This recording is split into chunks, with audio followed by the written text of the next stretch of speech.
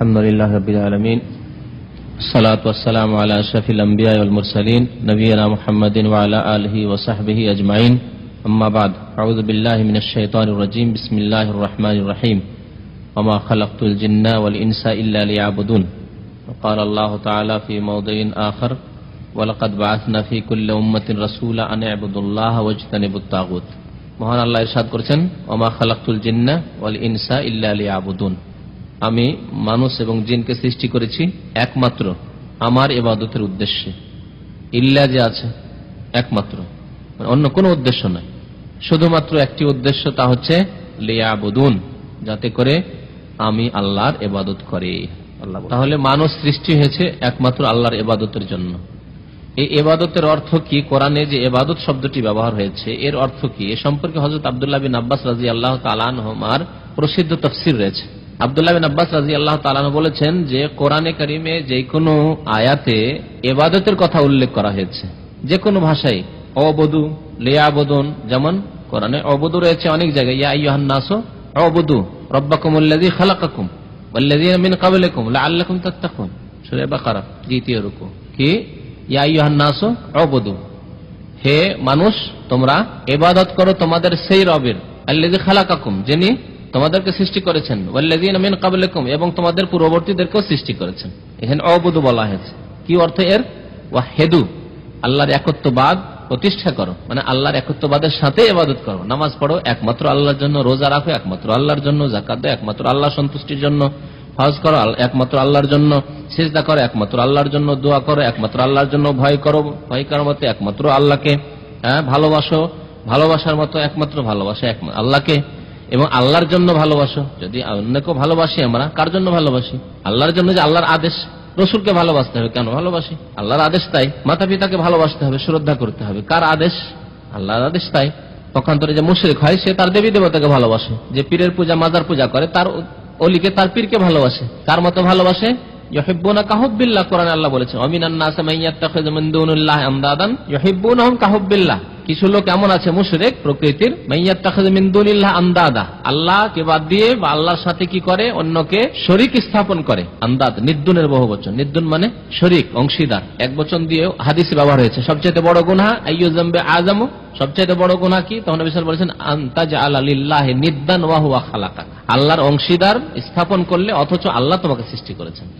নিদ্দুন ব্যবহার করা হয়েছে।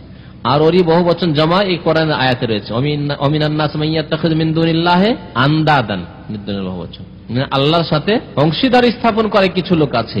ইউহিব্বুনাহুম কাহুব্বিল্লাহ, সূরা বাকারা দ্বিতীয় পারায় আছে, ইউহিব্বুনাহুম কাহুব্বিল্লাহ, তারা ভালোবাসে তাদেরকে, মানে ওই শরীকদেরকে। এখানে শুধু বলা হয়নি পুতুলকে, যে বলবেন শুধু এটি হিন্দুদের ক্ষেত্রে বা পত্তলিকদের ক্ষেত্রে, মক্কার মুশরিকদের ক্ষেত্রে তাদেরকে ভালোবাসে, মানে যারাকে শরীক বানিয়েছে। সে পুতুল প্রতিমা হোক, 1400 বছরের যুগে জাহিলিয়াতের যুগের কুরাইশদের মক্কার মুশরিকদেরই হোক, আর হিন্দু মুশরিকদেরই হোক, আর কবর পূজারী মুশরিকদেরই হোক, ইউহিব্বুনাহুম, তাদেরকে ভালোবাসে কাহুব্বিল্লাহ, আল্লাহকে ভালোবাসার মতো। মানে মুমিন যেমন আল্লাহকে ভালোবাসে বা আল্লাহকে যেমন ভালোবাসা উচিত, সেই ভালোবাসা কাকে দান করে? দেবী দেবতা, ওলি আউলিয়া, প্রতিমা পুতুল, কবর মাজার। ইউহিব্বুনাহুম কাহুব্বিল্লাহ ওয়াল্লাযীনা আমানু আশাদ্দু হুব্বান লিল্লাহ, কিন্তু সত্যিকার যে মুমিন সে তাদের চাইতে অনেক বেশি, তারা যেমন বাতিল মাবুদকে, ওলি পীরকে, মাজারকে ভালোবাসে, ওর চাইতে অনেক বেশি আল্লাহকে ভালোবাসে। তাহলে আমরা যদি মুমিন হই, মুআহহিদ হই, তাহলে আমরা আল্লাহকে সর্বাধিক ভালোবাসবো। আল্লাযীনা আমানু আশাদ্দু হুব্বান লিল্লাহ। তো আল্লাহ মানুষকে সৃষ্টি করেছেন, জিনকে সৃষ্টি করেছেন কিসের উদ্দেশ্যে?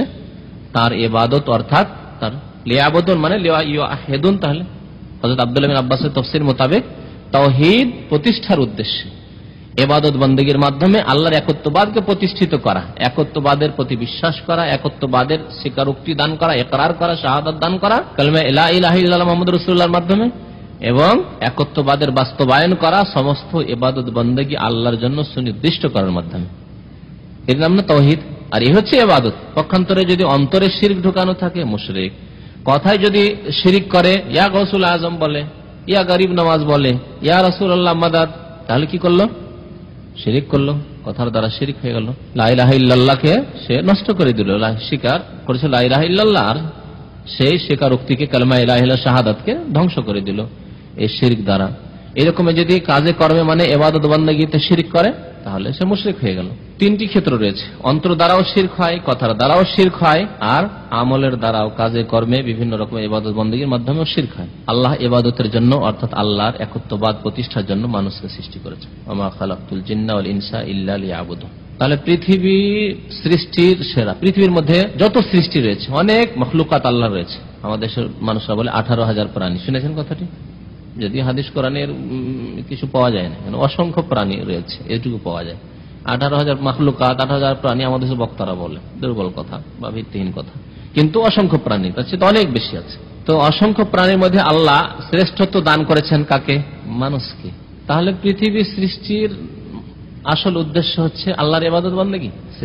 সৃষ্টি জগতের সেরা সৃষ্টি হচ্ছে মানুষ, আর মানুষকে আল্লাহ সৃষ্টি করেছেন তার ইবাদতের জন্য। তাহলে সারা পৃথিবী সৃষ্টির উদ্দেশ্য হচ্ছে আল্লাহর ইবাদত বন্দেগী। তাহলে আমাদের দেশে বিদআতপন্থীরা যা বলে যে নবী না সৃষ্টি হলে পৃথিবীর সৃষ্টি হতো না, তাহলে তার অর্থ এই হয় যে পৃথিবীর সৃষ্টির উদ্দেশ্য হচ্ছে নবীর সৃষ্টি, পৃথিবীর সৃষ্টির উদ্দেশ্য হচ্ছে নবীর সৃষ্টি। নবীর সৃষ্টি না হলে পৃথিবীর সৃষ্টি হতো না। এই কোরআনের আয়াত বিরোধী না, এই গুমরাহ আকীদা, কবর মাজার পূজারীদের বিদআতীদের আকীদা যে নবী না পয়দা হলে, রসুল না পয়দা হলে না হইতো আর কিছু পয়দা। এসব গজল আমাদের দেশে আছে না, সারা পৃথিবীর কিছু না হইতো আরশ কুরসি, লা হাওলা ওয়ালা কুওয়াতা ইল্লা বিল্লাহ। আল্লাহ আরশ কুরসিও হইতো না, নবী না হইলে না হইতো আরশ কুরসি, না হইতো লৌহ কালাম, না লৌহে মাহফুজ হইতো, না তাকদীর লিখা হইতো, না কলম হইতো। আউযু বিল্লাহ। আছে কোথায় সব কথাবার্তা? আল্লাহর কিতাব কোরআনে না রসুলের হাদিসে? তাদেরকে জিজ্ঞেস করতে হয়, বিদআতীদেরকে। তো যাই হোক, আল্লাহ পৃথিবী সৃষ্টি করেছেন, মানুষ জিনকে সৃষ্টি করেছেন আল্লাহর ইবাদতের জন্য। আর মানুষ শ্রেষ্ঠ যাদেরকে আল্লাহ দায়িত্ব দিয়েছেন আল্লাহর ইবাদতের, তারপরে জিনকে দায়িত্ব দিয়েছেন। আর বাকি অন্যান্যদেরকে এই দায়িত্ব না দিলেও তারা আল্লাহর ইবাদত বন্দেগী করে। কোরআনে এরকম অনেক আয়াত রয়েছে, ইউসাব্বিহু লিল্লাহি মা ফিস সামাওয়াতি ওয়া মা ফিল আরদ। আকাশ জমিনে যা কিছু আছে আল্লাহর কি করে? যা কিছু, যে কেউ শুধু নাই, যা কিছু, গাছপালা হোক আর পাথর জামাদাতি হোক, পাহাড় পর্বতই হোক, বাড়ি ঘরই হোক, আর কোন সৃষ্টি হোক, কীট পতঙ্গ হোক, যা কিছু আছে আকাশে এবং জমিনে, ইউসাব্বিহু লিল্লাহ, আল্লাহর তাসবিহ বয়ান করে। আরো আছে সাজদার কথা, ওয়ালিল্লাহি ইয়াসজুদু মান ফিস সামাওয়াতি ওয়া মান ফিল, আকাশ এবং জমিনে যা কিছু আছে, যে কেউ আছে কি করে? আল্লাহকে সিজদা করে। বরং আরো স্পষ্ট সূরা বনী ইসরাঈল, ওয়া ইন মিন শাইইন ইল্লা ইউসাব্বিহু বিহামদিহি, এমন কিছু নেই পৃথিবীতে, শাই মানে বস্তু, এমন কোন বস্তু নেই যে ইউসাব্বিহু বিহামদিহি, আল্লাহর প্রশংসার সাথে তাসবিহ করে না। তাসবিহ করে মানে আল্লাহর কি করে? পবিত্রতার ঘোষণা করে আর প্রশংসাও করে। ওয়ালাকিন, কিন্তু, লা তাফকাহুনা তাসবিহাহুম, তাদের তাসবিহর ধরন, তরিকা, নিয়ম কোন ভাষায় কিভাবে করছে তা বুঝো না। তাফকাহুনা, তোমরা বুঝো না, উপলব্ধি করতে পারো না। তাসবিহ করে, বরং আল্লাহ বলেছেন, বরং হামদ করে তাসবিহর সাথে সাথে। তাহলে সুবহানাল্লাহ, আলহামদুলিল্লাহ, আল্লাহ পাক পবিত্র, আল্লাহরই সমস্ত প্রশংসা, সারা বিশ্বের সবকিছুই, সমস্ত বস্তু এই ইবাদত বন্দেগী করে। আর প্রশংসা করা ইবাদত, তাসবিহ করা ইবাদত না? ইবাদত নয়। তাহলে সবকিছুই সৃষ্টি হয়েছে আল্লাহ রাব্বুল আলামিনের ইবাদতের জন্য, এবং আল্লাহর ইবাদতে সবাই নিয়োজিত, সবকিছুই নিয়োজিত। শুধু মানুষ সম্পর্কে আল্লাহ বলেছেন ওয়া কাসীরুম মিনান নাস, আল্লাহ যদিও মানুষকে সৃষ্টি করেছেন তার ইবাদতের জন্য, সূরা হজে আয়াতটি রয়েছে, কিন্তু সমস্ত মানুষ আল্লাহর ইবাদত করে না, সমস্ত মানুষ আল্লাহর ইবাদত করে না। এই ক্ষেত্রে আল্লাহ কি বলেছেন? কাসীরুম মিনান নাস, অনেক মানুষ আল্লাহর ইবাদত করে। তাহলে অনেক মানুষই আছে যারা আল্লাহর ইবাদত করেন না, হয় নাস্তিক আর না হয় মুশরিক, কাফের, মুনাফিক, এরা আল্লাহর ইবাদত করে না। এই জন্য আল্লাহ সমস্ত মানুষের ইবাদতের কথা বলে। তাহলে মানুষ, এই জন্য যারা আল্লাহর ইবাদত করে না তারা কীট পতঙ্গ চাইতে নিকৃষ্ট। সবকিছুই আল্লাহর তাসবিহ করে, আল্লাহর হামদ করে, আলহামদুলিল্লাহ বলে, সুবহানাল্লাহ বলে, আল্লাহর গুণগান করে, কিন্তু সমস্ত মানুষ করে না। কাসীর মিনান নাস, অনেক মানুষ করে, অনেক মানুষ করে না। তো যেসব মানুষরা আল্লাহর হামদ করে, আলহামদুলিল্লাহ বলে না, আল্লাহর সমস্ত প্রশংসা বলে না, আল্লাহ যে দোষমুক্ত এই ঘোষণা করে না, অর্থাৎ তাসবিহ, আল্লাহর পবিত্রতা ঘোষণা করে না, তারা তাহলে কীট পতঙ্গের চাইতেও, পোকা মাকড় চাইতেও নিকৃষ্ট কিনা? এই কথাই কোরআনে আল্লাহ বলেছেন না, উলাইকা কাল আনআম বাল হুম আদাল, এরাই চতুষ্পদ জন্তুর মতো, বরং তার চাইতেও আদাল, নিকৃষ্ট। তাহলে যে কোনো বস্তু যখন আল্লাহর তাসবিহ বয়ান করে, একেবারে নোংরা থেকে নোংরা জায়গায় যে পোকা মাকড় থাকে, পেশাব পায়খানাতে যে পোকা থাকে, সেই পোকা মাকড় গুলিও আল্লাহর কি করে? তাসবিহ বয়ান করে, আল্লাহর প্রশংসা করে। যেখানে ওয়া ইন মিন শাইইন আল্লাহ বলেছেন, যে কোনো জিনিস, তাহলে ওর চাইতে নিকৃষ্ট হবে কিনা যদি মানুষ আল্লাহর ইবাদত বন্দেগী না করে? তো যে উদ্দেশ্যে আল্লাহ সৃষ্টি করেছেন, এই জন্য সে পোকামাকড় জাহান্নামে যাবে না। জাহান্নামে কারা যাবে? ওই যে অনেক মানুষ যারা আল্লাহর ইবাদত করেনি, অনেক জিন যারা আল্লাহর ইবাদত করেনি। আল্লাহ বলেছেন ওয়ালাকাদ যারানা লি জাহান্নামা কাসীরাম মিনাল জিন্নি ওয়াল ইনস, অনেক মানুষ এবং জিনকে আমি সৃষ্টি, এখানেও কাসিরান আল্লাহ বলেছেন, অনেক মানুষ এবং জিনকে আমি সৃষ্টি করেছি। ওয়ালাকাদ যারানা লিজাহান্নামা কাসীরান মিনাল জিনস, কার জন্য সৃষ্টি করেছি? লিজাহান্নামা, জাহান্নামের জন্য সৃষ্টি করেছি, ওরা জাহান্নামে যাবে। তো এই আয়াতটি হচ্ছে এই কিতাবুত তাওহীদের প্রথম আয়াত। এই আয়াত দ্বারা লেখক বোঝাতে চেয়েছেন যে মানুষকে সৃষ্টি করা হয়েছে কিসের জন্য?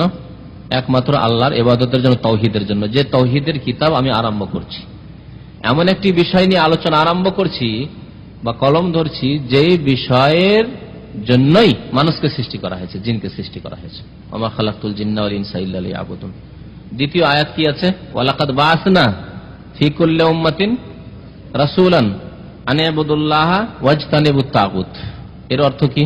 ওয়ালাকাদ মানে নিশ্চয়, নিশ্চয়, লাম মানেও নিশ্চয়, কাদ মানেও নিশ্চয়, তাহলে ডবল নিশ্চয় হয় কিনা?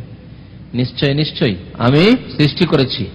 ওয়ালাকাদ মানে শাব্দিক অর্থ বোঝানোর জন্য বলছি, যদিও ভাষার অলঙ্কারে হয়তো কোনো ভাষায় ব্যবহার হয় না এরকম, সেটা আলাদা কথা। কিন্তু লাম মানেও অবশ্যই বা নিশ্চয়, আর কাদ মানেও নিশ্চয় অবশ্যই বা নিঃসন্দেহ। এক কথায় তাকিদ উদ্দেশ্য, ডবল তাকিদ, তাই না? আর একটা আরবি গ্রামারে তাকিদ আছে, ট্রিপল তাকিদ। ওখানে আরবি গ্রামার আছে যে যেখানে লাম এবং কাদ ব্যবহার হয়েছে সেখানে একটা শপথের বাক্য উজ্জ আছে, মানে আল্লাহ যেন শপথ করছেন। তাহলে শপথ করাটা আর একটা তাকিদ। কেন শপথ করে মানুষ? আরো জোর দেওয়ার জন্য, কথা ঠিকই, জোরালো ভাবে কোনো কিছু বর্ণনা করার জন্য। তাহলে এখানে শপথ রয়েছে, তাহলে ট্রিপল তাকিদ রয়েছে। ওয়ালাকাদ বাআসনা নিশ্চয়ই আমি প্রেরণ করেছি। বাআসা মানে প্রেরণ করা, বাআসা মানে পাঠানো। বাআসার আরেকটি অর্থ হয় উত্থিত করা। এই জন্য কবর থেকে উঠানোকে বলা হয়েছে আল বাস, বাদাল মৌত, মৃত্যুর পরে পুনরুত্থান। আর বাআসা মানে পাঠানো হয়, প্রেরণ করা। কোন কাউকে কোনো দূতকে পাঠালেন, বাআসা বলা হয়।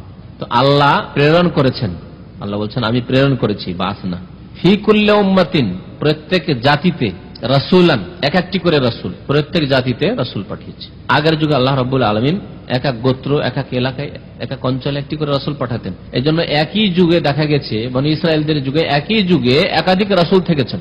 ইয়াহিয়া আলাইহিস সালাম, ঈসা আলাইহিস সালামের যুগে, মুসার যুগে হারুন, এইভাবে ইসমাইল, ইসহাক, এইভাবে অনেক নবী রাসূলদেরকে পাঠিয়েছেন আল্লাহ রাব্বুল আলামিন। আর প্রত্যেক উম্মতে, প্রত্যেক জাতিতে রাসূল পাঠিয়েছেন। কিন্তু শেষ রাসূলকে যে আল্লাহ পাঠিয়েছেন সারা বিশ্বের জন্য, একজন রাসূল কিন্তু সারা বিশ্বের জন্য। ওমা আরসালনাকা ইল্লা রাহমাতাল লিল আলামিন, আলামিন বলেছেন আল্লাহ, সারা বিশ্ব জাহানের রহমত স্বরূপ আল্লাহ পাঠিয়েছেন। তাহলে সারা বিশ্ব জাহানের জন্য এসেছেন, আরব অনারব, সাদা কালো, সবার জন্য আল্লাহ পাঠিয়েছেন। সবার জন্য আল্লাহ রাব্বুল আলামিন শেষ রাসূলকে পাঠিয়েছেন। বরং আরেকটি আয়াতে আছে ওমা আরসালনাকা ইল্লা কাফাতাল লিন-নাস, সমস্ত মানুষের জন্য। এখানে আরো স্পষ্ট, বাশীরান ওয়া নাযীরা, সুসংবাদদাতা করে এবং সতর্ককারী করে। তাহলে আল্লাহ রাব্বুল আলামিন প্রত্যেক জাতিতে রাসূল প্রেরণ করেছেন। বাআসনা ফি কুল্লি উম্মাতিন রাসূলা। আল্লাহ রাব্বুল আলামিন এমন কোন জাতিকে না জানিয়ে ছেড়ে দেননি। তার মানে এই নয় যে প্রত্যেক যুগে থেকে মধ্যখানে গ্যাপ হয়েছে, কিন্তু তাদের কাছে আগের রাসূলের রিসালাতের পয়গাম পৌঁছেছে। এমনটা হয়নি যে তাদের কাছে আল্লাহ সম্পর্কে, পরকাল সম্পর্কে কোনো জ্ঞানই পৌঁছিল, নলেজ আসলো না, আর আল্লাহ জিজ্ঞেস করে নেবেন যে তুমি পরকালে কেন বিশ্বাস করনি, আল্লাহ কেন বিশ্বাস করনি, কেন শিরিক করেছো। না, এরকম হয়নি। এর অর্থ এই না যে প্রত্যেক যুগে যুগে নবী থেকেছে। তাহলে ঈসা আলাইহিস সালাম এবং রাসূলুল্লাহ সাল্লাল্লাহু আলাইহি ওয়াসাল্লাম মাঝখানে প্রায় 550 বা 600 বছর ধরে কোন নবী ছিল না, ঠিক কিনা? কিন্তু তাদের কাছে রিসালাতের জ্ঞান ছিল, পরকালের জ্ঞান ছিল, আল্লাহ সম্পর্কে জ্ঞান ছিল। জ্ঞান থাকা সত্ত্বেও তারা যদি শিরক করে, যেমন এখন 1400 বছর গেছে আর কোন রাসূল আসেননি, আর কিয়ামত পর্যন্ত আসবেন না কোন রাসূল। আল্লাহ বলে দিয়েছেন তো, খাতামুন নবীন চলে এসেছেন, শেষ নবী, আর কোন নবী আসবে না। কেউ যদি দাবি করে সে মিথ্যুক, কাযযাব নবী, শেষ নবী হয়ে খাতাম মানে মোহর লাগিয়ে দেওয়া হয়েছে নবুয়তে, রিসালাতে, আর কোন নবী আসবেন না। কিন্তু অনেকেই শিরক করছে, পুতুল পূজা করছে, অনেকেই কবর মাজার পূজা করছে মুসলিম হওয়া সত্ত্বেও। তাহলে কি এরা কি এই হুজ্জত পেশ করতে পারবে যে আল্লাহ আমাদের কাছে তো রাসূল আসেনি? না, পেশ করতে পারবেন না। এবং এই ওজর গ্রহণযোগ্য নয়, কারণ তাদের কাছে রিসালাতের জ্ঞান রয়েছে, আল কোরআন অবিকৃত অবস্থায় রয়েছে। আগের কিতাবগুলি তো বিকৃত হয়েছে, কিন্তু আলহামদুলিল্লাহ আল্লাহ কোরআনের এমন হেফাজতের দায়িত্ব নিয়েছেন যে কোরআন অবিকৃত রয়েছে। রাসূলের হাদিস মুহাদ্দিসিনে কেরামদের মাধ্যমে সুরক্ষিত রয়েছে, তাতে কোনো বিকৃতি ঘটেনি। তারপরে অসংখ্য উলামায়ে কেরাম যারা হকের দাওয়াত দিচ্ছেন, সত্যের দাওয়াত দিচ্ছেন, এবং আল্লাহ মানুষকে বিবেক দান করেছেন যে হক না হকে পার্থক্য করা, তাওহীদ এবং শিরকে পার্থক্য করা, সত্য এবং মিথ্যা যাচাই করার, এরকম আল্লাহ জ্ঞান বিবেকও দিয়েছেন। যার ফলে কথা বলতে পারবে না যে আমাদের দেশে তো আলেম ছিল, তারা তো বলতো যে মাজারের মাধ্যমে আল্লাহকে পাবো, হ্যাঁ, পীরকে সিজদা করলেও, পীরের মুরিদ হলে আল্লাহকে পাবো। না, শুনবেন আল্লাহ কেন্দ্রীয় ব্যক্তি তোমার রাসূলুল্লাহ, তুমি কলমা মুহাম্মদ রাসূলুল্লাহর পড়েছো, শাহাদাত দিয়েছো, শাহাদাতাইন, দুটি সাক্ষী, একটি হচ্ছে আল্লাহ ছাড়া কারো ইবাদত করবো না, আর একটি হচ্ছে আদর্শ রাসূল ছাড়া আর কারো মানবো না। দুই শাহাদাত দিয়েছো তো তুমি, তৃতীয় শাহাদাত কোথায়? অমুক তরিকা মানবো তার সাথে, এরকম কোন সাক্ষী দিয়েছি আমরা? না, সাক্ষী দিইনি। তাহলে ওজহাত কি চলবে? চলবে না। লা ইলাহা ইল্লাল্লাহ আর মুহাম্মদুর রাসূলুল্লাহ, এই দুই শাহাদাত দিয়েছি। একমাত্র আল্লাহর ইবাদত করব, একমাত্র তরিকা রাসূলুল্লাহর মানবো, অঙ্গীকার করেছি কালেমা লা ইলাহা ইল্লাল্লাহ মুহাম্মাদুর রাসূলুল্লাহর মাধ্যমে। তো আল্লাহ রাব্বুল আলামিন প্রত্যেক জাতিতে রাসূল পাঠিয়েছেন, এর অর্থটা বুঝে নিতে হবে আপনাকে। কেউ যদি এরকম ভাবে জিজ্ঞেস করে যে মধ্যখানে গ্যাপ তো, হ্যাঁ, ঈসা এবং রাসূলুল্লাহ সাল্লাল্লাহু আলাইহি ওয়াসাল্লামের মাধ্যমে গ্যাপ, মুসা এবং ঈসার মাধ্যমে মধ্যখানে গ্যাপ, আপনি এর জবাব কি দিবেন? যে গ্যাপ থাকলেও আল্লাহ রাব্বুল আলামিন এই রিসালাতের, আখিরাতের, ঈমানিয়াতের এবং সৎ আমলের জন্য যে জ্ঞান মানুষকে দেওয়া প্রয়োজন সেই জ্ঞান তাদের কাছে ছিল, পৌঁছে দিয়েছেন। তারপরে যদি তারা ছেড়ে দেয় তাহলে তাদের দোষের কারণে তারা আল্লাহর কাছে ধরা খাবে, আল্লাহ রাব্বুল আলামিনের আযাবে তাদের পকড়াও হবে।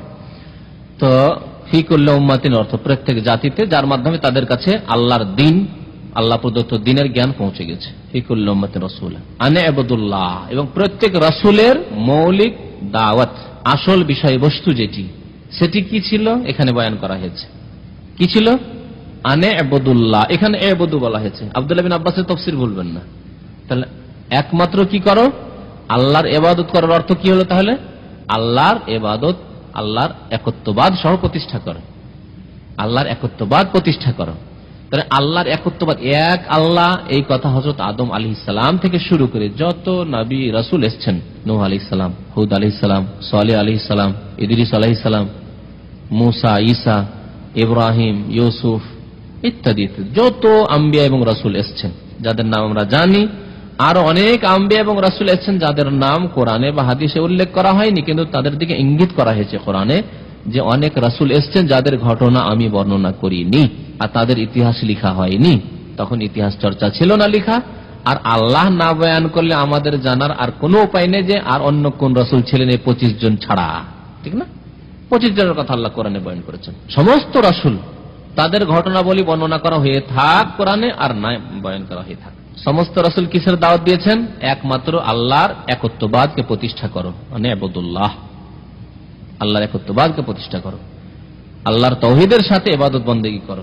যদি বলেন শুধু ইবাদত করো, তাহলে তো মুশরিক ইবাদত করে না? হিন্দুরা উপাসনা করে না? হিন্দুরাও তাদের কুরবানি বলিদান করে না? করছে তো। হিন্দুরা তাদের হজ করে না?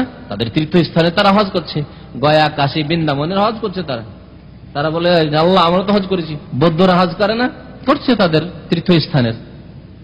চলবে না, এই হজ আল্লাহর জন্য নয়, আল্লাহর একমাত্র একটি পবিত্র ঘর, শিরক মুক্ত থাকবে সেই ঘর, সেখানকার আল্লাহ হজ করতে বলেছেন, সেই ঘরেরই তওয়াফ করতে বলেছেন, তা তারা করে না। এবং একমাত্র এক রাসূলের তালিম, শিক্ষা, আদর্শ অনুযায়ী আল্লাহর ইবাদত করতে হবে, তা তারা করে না। তো ইবাদত তো করছে তারা, যে তারা উপবাস করছে, আমরা রোজা বলছি বা সিয়াম বলছি, তারা উপবাস বলছে, কিন্তু সে উপবাসকে মুক্তি দেবে? আল্লাহর জন্য করে না, দেবী দেবতার জন্য করছে। তাহলে ইবাদত তো করছে, কিন্তু ইবাদত শিরক যুক্ত ইবাদত, শিরক মুক্ত ইবাদত নাও, তাওহীদ সহ ইবাদত নাই। তাহলে আব্দুল্লাহ বিন আব্বাস রাদিয়াল্লাহু তাআলা আনহু তাফসীর অত্যন্ত গুরুত্বপূর্ণ, যে তাওহীদ ছাড়া ইবাদত হয় না, আর এই তাওহীদের জন্য, একত্ববাদের জন্য আল্লাহ সৃষ্টি করেছেন। আনা ইবাদুল্লাহ, একমাত্র আল্লাহর ইবাদত করো। শুধু তাই বলে আল্লাহ ছেড়ে দেননি, আরো কি বলছেন? ওয়াজতানিবু আত-তাগুত, ওয়াজতানিবুত তাগুত, এবং বাঁচো, ইজতিনাব মানে বাঁচা, বেঁচে থাকো, সতর্ক থাকো, ওয়াজতানিবু আত-তাগুত, তাগুত থেকে। তাগুত শব্দটি তাগা থেকে, আল্লাহ শব্দ সম্পর্কে এর আগে বলেছিলাম, এলাহ থেকে, আর তাগুত শব্দ তাগা থেকে। তাগা, তাগা মানে কি হয় কে বলতে পারেন? তাগা মানে কি? সীমা লঙ্ঘন করা। তাগা মানে সীমা লঙ্ঘন করা, বাড়াবাড়ি করা, সীমা লঙ্ঘন করা। এ তাগা শব্দ ব্যবহার হয়েছে কোরআনে বিভিন্ন ক্ষেত্রে। ফেরাউনের ক্ষেত্রে যেমন ব্যবহার হয়েছে, আল্লাহ মুসাকে বলছেন, হারুনকে বলছেন, ইযহাব ইলা ফিরআউনা ইন্নাহু তাগা। সূরা তাহা আল্লাহ বলছেন, যাও ফেরাউনের কাছে মুসা, কারণ ফেরাউন কি হয়ে গেছে? তাগা, সীমা লঙ্ঘন করেছে, তার সীমানা পার করে গেছে। সে মখলুক সৃষ্টি, আর সে বলছে আমি আনা রব্বুকুমুল আলা, আমি রব। সে নিজেকে এখন মখলুক বলতে চায় না, গোলাম বলতে চায় না, সে বলছে আমার গোলামি কর, আমি রব, আমি সৃষ্টিকর্তা, আমি মালিক, আমি প্রভু। সে বলছে মা আলিমতু লাকুম মিন ইলাহিন গায়রি, আমি এলাহ, অথচ সে আবেদ, মাবুদ নয়। সে আবেদ, দাস, কিন্তু সে বলছে না আমি মাবুদ, আমি পূজনীয়, আমার পূজা করতে হবে। তাহলে সীমা লঙ্ঘন করেছে না করেনি? আবেদ মাবুদের দাবি করলো, হ্যাঁ, মারবুব রব হওয়ার দাবি করলো। মারবুব মানে যে লালিত পালিত হচ্ছে, আল্লাহ যার লালন পালন করছে সে বলছে আমি লালন পালনকারী, আমি প্রতিপালক, তাহলে সীমা লঙ্ঘন করলো। এবং এছাড়াও অনেক অন্যায় এবং অপকর্ম পাপের দ্বারা সে সীমা লঙ্ঘন করেছে। আল্লাহ তাগা বলেছেন এখানে, ওই তাগুত শব্দ তাগা থেকে এসছে। বাড়াবাড়ি বা সীমা লঙ্ঘন, সীমা পার করে যাওয়ার অর্থে পানিকেও আল্লাহ এখানে বলেছেন। নূহ আলাইহিস সালামের ঘটনা বর্ণনা করতে গিয়ে বন্যায় যে সারা বিশ্বের যেসব অঞ্চলে মানুষ ছিল আল্লাহ প্লাবিত করেছিলেন, তো পানি এত বেড়েছিল যে আল্লাহ এখানে কি বলেছেন, ইন্না লাম্মা তাগাল মা ও হামালনাকুম ফিল জারিয়া। ইন্না লাম্মা তাগাল মা, আল্লাহ বলছেন নিশ্চয়ই আমি আল্লাহ, লাম্মা তাগাল মা, যখন পানি সীমা ছড়িয়ে গিয়েছিল, সীমা লঙ্ঘন করেছে, সীমাহীন পানি বেড়েছিল, নিচে থেকেও পানি উঠছে, এমনকি জ্বলন্ত চুলা থেকে পানি উঠছে, ওপর থেকে মুষলধার এমন বৃষ্টি, মানে আকাশ ছিদ্র হয়ে গেছে। এত পানি বাড়া বেড়েছিল যে পাহাড়ে চড়েও নূহ আলাইহিস সালামের এক কাফের ছেলে, একটি ছিল ব্যতিক্রম, ভালো মানুষের ছেলে, যে ব্যতিক্রম ঘটে আল্লাহ এখানে দেখিয়েছে যে নূহের হাতে এই ক্ষমতা নেই যে নিজে গড়ে সুন্দর করে দেবো, এই ক্ষমতা নূহকে তুলে দেওয়া হয়। তাই আল্লাহ রাব্বুল আলামিন এই ব্যতিক্রম দেখিয়ে দিয়েছে যে নূহ, তোমার 4টা ছেলে বা 3টা ছেলে, 4টা ছেলের মধ্যে ভালো তো হবে কিন্তু একটা খারাপ হবে, এটা আমার কাজ, ভালো মন্দ করা, তোমার কোনো ক্ষমতা নেই এখানে। আছে ইন্না লাম্মা তাগাল মা হামালনাকুম ফিল জারিয়া, যখন পানি সীমা লঙ্ঘন করেছিল তখন আমি তোমাকে বা তোমাদেরকে, মানুষকে আল্লাহ সম্বোধন করেছেন, ওই মুমিনদেরকে ওই যুগে সম্বোধন করেছেন, হামালনাকুম, তোমাদেরকে আরোহণ করিয়েছিলাম, ফিল জারিয়া মানে নৌজানে, জলজাহাজে, জারিয়া বলে কিস্তিকে বা পানি জাহাজকে, সাফিনা প্রসিদ্ধ আরবি সাফিনা, ওই সাফিনাকে জারিয়াও বলা হয়, হামালনাকুম ফিল জারিয়া। তো তাগা এলো না, পেলেন পানি সীমাহীন বাড়া বেড়েছিল, আল্লাহ তাগা বললেন। তাহলে তাগুতকে তাগুত কেন বলে? তাগুত থেকে বাঁচো মানে সীমা লঙ্ঘনকারী থেকে বাঁচো। তাগুত, তাগুত সীমা লঙ্ঘনকারীকে বলা হয়, বা যার সম্পর্কে সীমা লঙ্ঘন করা হয়েছে, সে সীমা লঙ্ঘন না করলেও তার সম্পর্কে পরবর্তী লোকেরা সীমা লঙ্ঘন করেছে, সেই ব্যক্তি তাগুত। আর যে বস্তু সম্পর্কে সীমা লঙ্ঘন করা হয়েছে, যে মতবাদ সম্পর্কে সীমা লঙ্ঘন করা হয়েছে, সেটি আল্লাহ প্রদত্ত নাই, আল্লাহ প্রদত্তের মতো তার বাস্তবায়ন আরম্ভ হয়েছে। এই মানব রচিত বিধান সম্পর্কে মানুষরা কি করেছে, বাড়াবাড়ি করেছে, আল্লাহর বিধানের মতো সারা বিশ্বে ছড়িয়ে দিয়েছে যে না এই বিধানই মুক্তি রয়েছে, মানুষের তৈরি বিধানে মুক্তি রয়েছে, আল্লাহ প্রদত্ত বিধানকে তারা ছেড়ে দিয়ে কুফরিতে নিমজ্জিত হয়েছে। তাহলে এগুলি আসবে এর আওতাতে, তাগুতের আওতাতে। সেজন্য বলছি তাগুত মানে যে বাড়াবাড়ি করেছে অথবা যার সম্পর্কে বাড়াবাড়ি করা হয়েছে, হয় নিজেই বাড়াবাড়ি করেছে আর না হলে তার সম্পর্কে বাড়াবাড়ি করা হয়েছে। আল্লাহ বাঁচতে বলেছেন তাগুত থেকে, যে নিজে সীমা লঙ্ঘন করেছে অথবা তার সম্পর্কে সীমা লঙ্ঘন করা হয়েছে তা থেকে বাঁচো। সে পুতুল প্রতিমায় হোক, আর কবর মাজারি হোক, আর মানব রচিত বিধান হোক। প্রসিদ্ধ তাগুত হচ্ছে 5 প্রকার। এই 5 প্রকারের তাগুতের কথা আজকে আপনাদেরকে শোনাই। প্রথম তাগুত, যে তাগুতের কথা কোরআনে ইউমেনুনা বিল জিবতি ওয়াত তাগুত একটি আয়াত রয়েছে, জিবতের প্রতি ঈমান রাখে। জিবতের তাফসীর করেছেন তাফসীর কারবান জাদু, সেহের, আর তাগুতের তাফসীর করেছেন ইবলিস। ইউমেনুনা বিল জিবতি ওয়াত তাগুত, জাদুতে বিশ্বাস করে এবং ইবলিসের আদর্শে বিশ্বাসী। তাহলে ইবলিসকেও তাগুত বলা হয়েছে। তাহলে ইবলিস শয়তানকে তাগুত কেন বলা হলো? তাগুত 5 প্রকার। প্রথম প্রকার কি বললাম? তাহলে প্রসিদ্ধ 5 প্রকার, না হলে এমনি তাগুত অনেক প্রকার আছে। ইবলিস যে হচ্ছে শয়তানদের বুড়া নেতা, শয়তানদের বুড়া নেতা। এ বুড়া নেতা বসে আছে, নেতৃত্ব দিচ্ছে, আর এ মরবে না, এ মরবে না, এখন থাকবে কিয়ামত পর্যন্ত, কিয়ামত আসবে তখনই মরবে। যেই ইবলিস আদম আলাইহিস সালামের সেজদা অস্বীকার করেছিল, ইবলিস এ হচ্ছে শীর্ষস্থানীয় তাগুত। বাকি শয়তানগুলিও তাগুত, ঠিক না, তারা সীমা লঙ্ঘন করে না, কিন্তু ওইসব তাগুত শায়াতিনদের নেতা হচ্ছে শায়াতিনুল ইনস ওয়াল জিন, মানুষ এবং জিনের শয়তানদের নেতা হচ্ছে ইবলিস। ইবলিসের তারা অনুসরণ করে। ইবলিস আদম আলাইহিস সালামকে আল্লাহ যখন সিজদা করতে বললেন ইবলিসকে, তখন ইবলিস অস্বীকার করলেন। ফেরেশতারা করলেন, আদেশ পালন করলেন, তারা মুমিন থাকলেন, কিন্তু ইবলিস অস্বীকার করায় ইস্তাকবারা ওয়া কানা মিনাল কাফিরিন। তো ইবলিস হচ্ছে তাগুতের নেতা এবং বড় তাগুত। ইবলিসকে তাগুত কেন বলা হলো? তার শাব্দিক অর্থের সাথে মিল আছে কিনা? সীমালঙ্ঘনকারী, সীমালঙ্ঘন করেছে না করেনি? আর করতেই আছে, সীমালঙ্ঘন করেছে আর করতেই আছে। সেখানে সীমালঙ্ঘন করলো, আল্লাহ বললেন যে সিজদা করতে হবে, করলো না। এবং তারপরে অসংখ্য মানুষ এবং জিনকে এই ইবলিস কি করতে আছে? পথভ্রষ্ট করে, কুফরি করিয়ে, শিরিক করিয়ে, নাস্তিক বানিয়ে, মুশরিক বানিয়ে, মুনাফিক বানিয়ে বা বেনামাজি করে, ফাসিক করে, পাপাচারে লিপ্ত করে জাহান্নামে নিয়ে যাচ্ছে, তাই না? তাহলে ইবলিস হচ্ছে 1 নম্বরের তাগুত।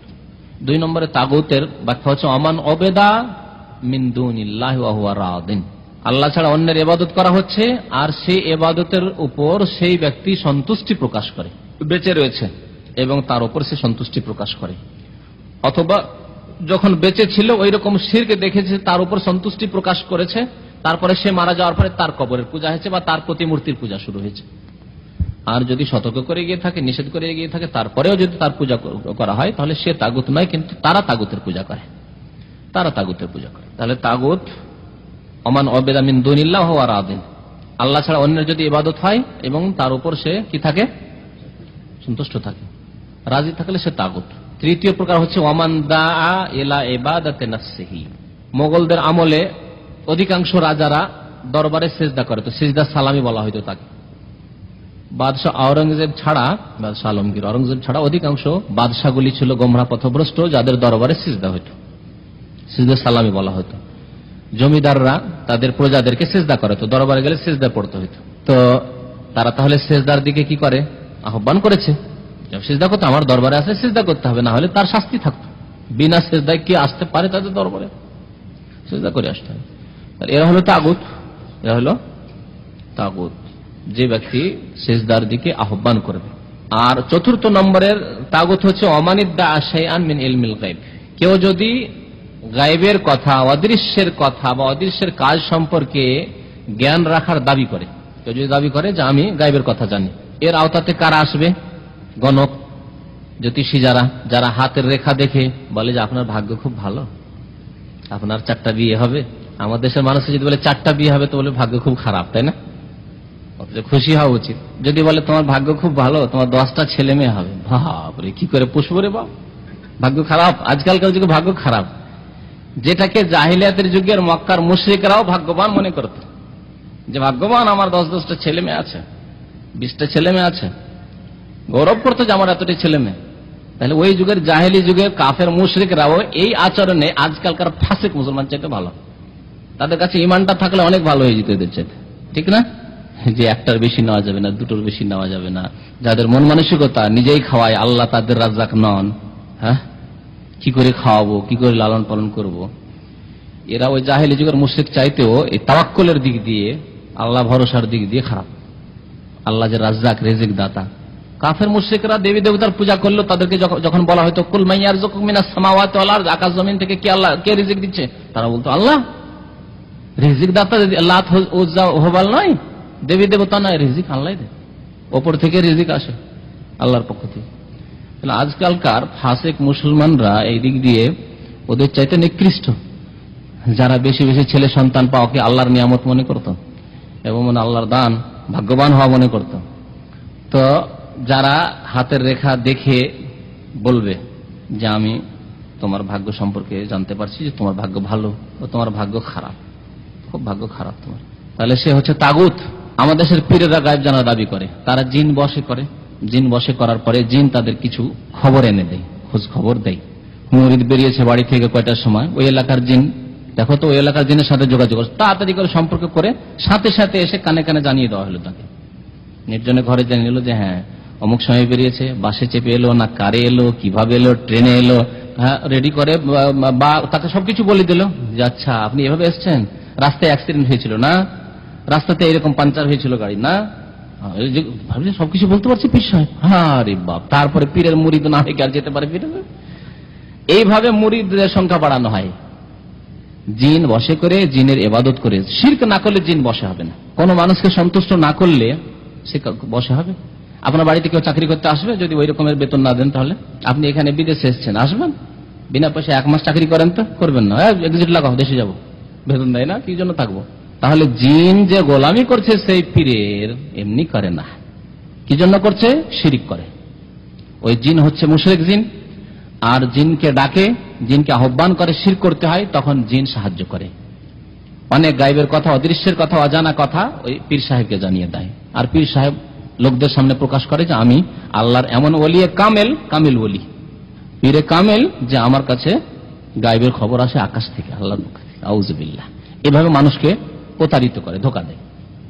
তো যেই পীর বা যেই ব্যক্তি অদৃশ্য জানার দাবি করলো, সে কি সীমা লঙ্ঘন করলো। এটি হচ্ছে কার হক? গায়েব জানা, অদৃশ্যের কথা জানা আল্লাহর। আর আল্লাহর হক যে নিজের জন্য বরাদ্দ করতে চাইলো, সে সীমা লঙ্ঘন করলো। সুতরাং সে হলো তাগুত, সে তাগুত, যে ইলমে গায়বের দাবি করলো।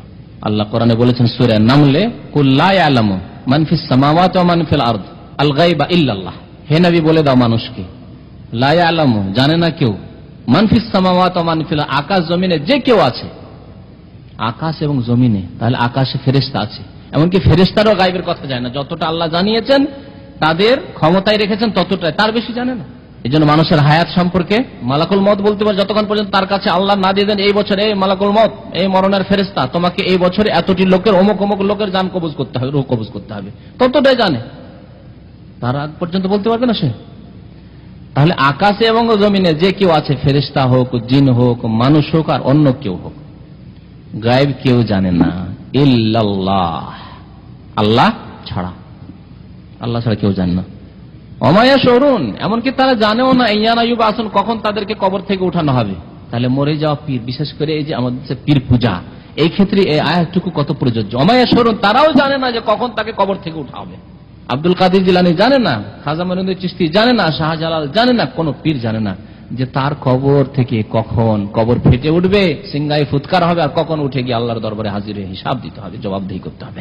অমায়া শরুন ইয়ানা ইউবাসুন, কখন তাকে উঠানো হবে। তো যে ব্যক্তি গায়বের দাবি করবে যে গায়বের খবর বা অদৃশ্যের কথা আমি জানি, সেই ব্যক্তি হচ্ছে তাগুত, সীমা লঙ্ঘন করল।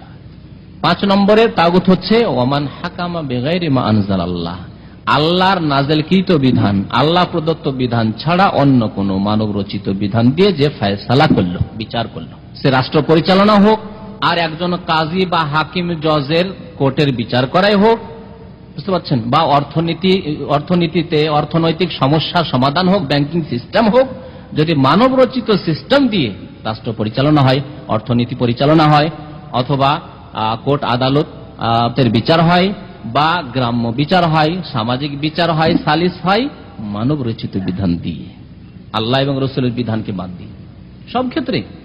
ধরেন সামাজিক বিচার করলেন, আমাদের দেশে গ্রামাঞ্চলে সামাজিক বিচার হয়, কিন্তু সেই সামাজিক বিচারে আলেম ওলামাদের পরামর্শ নেওয়া হয় না। বিচার কে করে? ফাসেক চেয়ারম্যান, এলাকার নেতৃস্থানীয় বেনামাজি দুষ্টগুলো, এবং দেখে যে কোন দিকে কাদের পক্ষে বিচারটা করতে হবে। হয়তো তাদের দলবল ভারী আছে, বা তারা আমার পার্টির লোক, অথবা তাদের পয়সা বেশি আছে, ক্ষতি করতে পারে যদি বিচার তাদের বিরুদ্ধে করিত, অথবা কেউ ঘুষ দিয়েছে, তাদের পক্ষে বিচার করছে। সামাজিক বিচারেও যে সালিসগুলো হচ্ছে আজকাল ঘুষ খাচ্ছে, ঘুষ খেয়ে বিচার হচ্ছে। তাহলে এই বিচার কোন বিচার হলো? মানব রচিত বিধান দিয়ে বিচার হলো না? সে গ্রামের বিচার হোক, সমাজের বিচার হোক, আর আপনার কোর্টের বিচার হোক, আর রাষ্ট্র পরিচালনার ক্ষেত্রে হোক, আর অর্থনীতি যেসব সিস্টেম রয়েছে সেই ক্ষেত্রে হোক না কেন, যে কোনো ক্ষেত্রে যদি আল্লাহর নাযিলকৃত বিধান ছাড়া অন্য বিধান দিয়ে ফয়সালা করা হয়, সমস্যার সমাধান করা হয়, তো এই বিধান হচ্ছে তাগুতি বিধান, আর এই বিধানের বাস্তবায়নকারীরা হচ্ছে তাগুতের পূজারী। জি, যদি তার প্রতি বিশ্বাস করে, এখানে শুধু এইটুকু একটু ডিটেলসের প্রয়োজন রয়েছে, তাফসিলের প্রয়োজন রয়েছে, যে সেই মানব রচিত বিধানের প্রতি বিশ্বাস রেখে যে না এটাই আমাদের জন্য ফলপ্রসূ, আর এটাই আমাদের জন্য কার্যকরী, আর এই বিধান দিয়ে আমাদেরকে দেশ চালনা করতে হবে, এই বিধান দিয়ে আমাদের কোর্টের আদালতের বিচার হইতে হবে, এই বিধান দিয়ে আমাদের সামাজিক বিচার হইতে হবে, তাতে যদি বিশ্বাসী হয় তাহলে তারা বড় কাফের। তার উপর সন্তুষ্টি প্রকাশ করলো, অথবা সন্তুষ্টি প্রকাশ করলো তার উপর। শুধু তাই নাই, যদি মনে করে যে কোরআনের আইনও রয়েছে, যেমন অনেক মুসলিম আছে কোরআনের আইনও আছে, আর আমাদের দেশীয় যে আইন আছে সেটাও আছে, এটা দিয়েও চলে ওটা দিয়েও চলে, মানে দুটোকে সমান করলো, তাহলে কি বলেন? কাফের হবে না? আল্লাহর বিধানের সমান মানুষের বিধানকে, পশ্চিমা বিধান বা সমাজবাদীদের বিধান, এই মানব রচিত যেসব বিধান রয়েছে, কমিউনিজমদের বিধান সমান করলো, তাহলে কাফের হবে না? কোরআন আইন দিয়ে ইসলামপন্থীরা রাষ্ট্র পরিচালনা করতে চায়, আমরা পশ্চিমা বিধান দিয়ে আমরা রাষ্ট্র পরিচালনা করব, বা আমরা ওই কমিউনিজম দিয়ে আমরা রাষ্ট্র পরিচালনা করব, আমরা সমাজবাদী সিস্টেমে আমরা দেশ চালনা করব, আমরা জাতীয়তাবাদী দলের মাধ্যমে বা জাতীয়তাবাদীর ভিত্তিতে আমরা দেশ পরিচালনা করব, তাহলে এটা দিয়ে চলে ওইটা দিয়েও চলে, যদি সমানও ভাবে তবুও কাফের, বড় কাফের। আর আজকাল তো অধিকাংশ যারা মানবরচিত বিধান নিয়ে দেশ পরিচালনা করছে তাদের অবস্থা এই যে তারা সমানও নয়, বরং কোরআনের কথা মসজিদেই রাখো, মাদ্রাসায় রাখো, ওসব চলবে না, ওসব চলে না। সরাও এসব ইসলাম যারা করছে তাদেরকে। এরা রাজনীতির ক্ষেত্রে কেন ইসলামের কথা বলবে, অর্থনীতির ক্ষেত্রে আবার এখানে ইসলামের কি কথাবার্তা আছে? যাও মসজিদ মাদ্রাসায় রাখো তোমরা, তাহলে তো আরো বড় অপরাধ হলো, ঠিক কিনা? তাহলে এই সবগুলি কুফরির বিভিন্ন স্তর রয়েছে, সবগুলি বড় কুফরি। একটি ক্ষেত্রে শুধু ফাসেক হবে, কাফের হবে না। মানব রচিত বিধান দিয়ে ফয়সালা করেও একটি ক্ষেত্রে কি বললাম, ফাসেক হবে, কাফের হবে না। এই জন্য পাইকারি হারে কাফের বলা যাবে না, বুঝতে চেষ্টা করবেন। এই জন্য পাইকারি হারে যারা মানব রচিত বিধান দিয়ে ফয়সালা করে তাদেরকে কাফের বলা যাবে না। তাদের মধ্যে কিছু কাফের রয়েছে, কিছু ফাসেক রয়েছে। তাদের মধ্যে কেউ কেউ কাফের রয়েছে আর কেউ কেউ ফাসেক রয়েছে। আর ফাসেকের নিচে আর কোন স্তর নেই, মানে তারা কমপক্ষে ফাসেক। আর কোরআনে এই দুইটি ভাষায় ব্যবহার করা হয়েছে। আরেকটি ভাষা জালেম বলা হয়েছে, ওমাল্লাম ইয়াহকুম বিমা আনজালাল্লাহ ফাউলাইকা হুমুল কাফিরুন বলা হয়েছে, ওমাল্লাম ইয়াহকুম বিমা আনজালাল্লাহ ফাউলাইকা হুমুল ফাসিকুন বলা হয়েছে, ওমাল্লাম ইয়াহকুম বিমা আনজালাল্লাহ ফাউলাইকা হুমুজ জালিমুন বলা হয়েছে। যারা আল্লাহর নাযিলকৃত বিধান দিয়ে, কোরআন এবং হাদিস দিয়ে বিচার করে না, তারা কাফের, জালেম, ফাসিক। এই তিনটি কথা বলা হয়েছে জি সূরা মায়েদা। পরপর আয়াতগুলি রয়েছে, কাছাকাছি আয়াতগুলি রয়েছে। তাহলে এখন চিন্তা করুন, ফাসেক কখন হবে? একটি ক্ষেত্রে হবে, যখন সে মুসলিম এবং সে একথা স্বীকার করে যে আল্লাহর বিধান দিয়ে আমাদেরকে ফয়সালা করা উচিত। আমাদের সার্বিক ক্ষেত্রে আল্লাহর বিধানের বাস্তবায়ন, কোরআন এবং হাদিসের বাস্তবায়ন হওয়া উচিত। আল্লাহ এবং রসুলের শিক্ষা দ্বারাই আমাদের দেশ পরিচালনা করা উচিত বা আমাদের সমস্যার সমাধান করা উচিত। তবে আমরা পারছি না। আমরা কি পারছি না? কি কারণে পারছি না? হয়তো শত্রুদের চাপের কারণে, ভয়ে এখানে দুর্বল হয়ে পড়ছে। ইমানের দুর্বলতার কারণে কি করছে? চাপের মুখে। এখনই যদি ইসলামের বাস্তবায়ন করি তাহলে আমাদের দেশটা দখল করে নেবে, আমাদের গদি থেকে তাড়িয়ে দেবে, আর গদির লোভও ছাড়তে পারছি না। কথা বুঝতে পারছেন তো? এই ভয়ে চাপের মুখে আছি, পারছি না আমরা। যদি বলি যে চোরের হাত কাটবো, বলে যায় সন্ত্রাসী, দেশটি সন্ত্রাসী হয়ে গেছে, ঠিক না? বড় শয়তান যারা আছে তারা বলবে দেশটি সন্ত্রাসী দেশে পরিণত হয়েছে। বলবে না? বলবে না? এখন যে অবস্থা, তো এই ভয়ে করছে না। তারা করতে চায়, ইচ্ছা আছে হয়তো, অথচ আজকাল অধিকাংশদের নেই, ইচ্ছা নেই, ঠিক কিনা বলে? কিন্তু যদি অল্প কিছু নেতৃস্থানীয় এরকম থাকে যে করতে চায়, চোরের হাত কাটতে চায়, হত্যার বদলে হত্যাই করতে চায়, জিনার শাস্তি দিতে চায়, কিন্তু কোরআন হাদিসের বাস্তবায়ন করতে পারছে না, জালেম বড় কাফেরদের ভয়ে। কারো ভয়ে? অথবা পয়সার লোভে, নেতৃত্বের লোভে। পয়সার লোভে, নেতৃত্বের লোভে কেমন? তারাই হচ্ছে আত্মসাৎকারী। সে চোরের হাত কাটলে প্রথম তো আমারই হাত কাটা যাবে, সুপ্রিম কোর্ট থেকে ফয়সালা আসবে যে অমুক অমুক মন্ত্রীর হাত কাটো। এই ভয়ে কোরআন এবং সুন্নাহর বাস্তবায়ন করতে পারে না। যদি এরকম হয় তাহলে পেটের জন্য, গদির জন্য, তাহলে ফাসেক। অথচ তার ঈমান আছে যে কোরআনের বাস্তবায়ন হওয়া উচিত, আমরা মুসলিম, আমাদের কোরআনের বাস্তবায়নই করা উচিত, কোরআন দিয়ে ফয়সালা করা উচিত। কিন্তু আমরা করতে পারছি না। কি জন্য?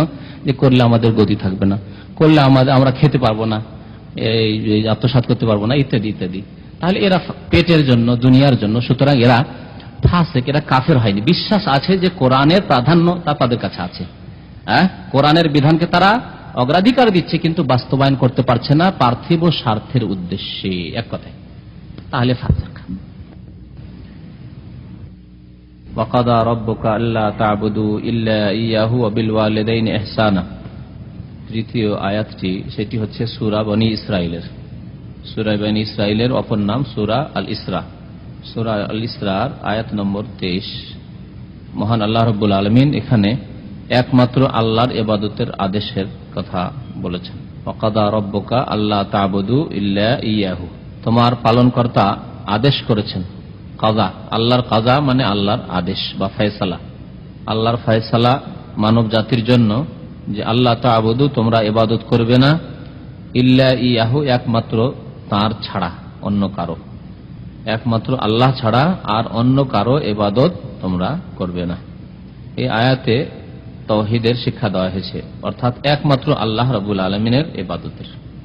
যে উদ্দেশ্যে মানুষকে সৃষ্টি করা হয়েছে, যে উদ্দেশ্যে জিনকে সৃষ্টি করা হয়েছে, যে উদ্দেশ্যে আম্বিয়া এবং রাসূলদেরকে প্রেরণ করা হয়েছে এবং প্রত্যেক জাতিকে সতর্ক করা হয়েছে, শিরক থেকে সতর্ক করা হয়েছে, তাওহীদের শিক্ষা দেওয়া হয়েছে প্রত্যেক জাতিকে।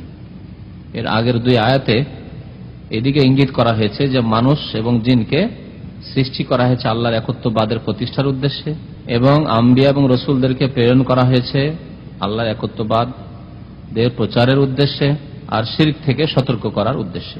এবং এটি হচ্ছে সবচাইতে বড় হক। বান্দার উপর সবচাইতে বড় হক হচ্ছে যে একমাত্র আল্লাহর ইবাদত করবে।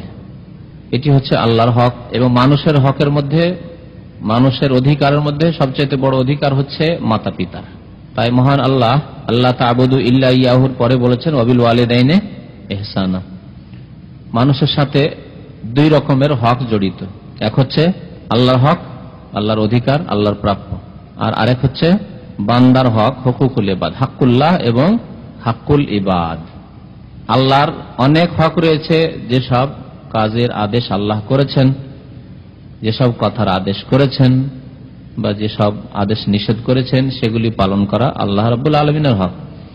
বান্দার হক, যেসব বান্দার হক আল্লাহ এবং রাসূল বলেছেন যে অমুক অমুক বান্দার এই রকমের তোমার প্রতি হক রয়েছে, অধিকার রয়েছে।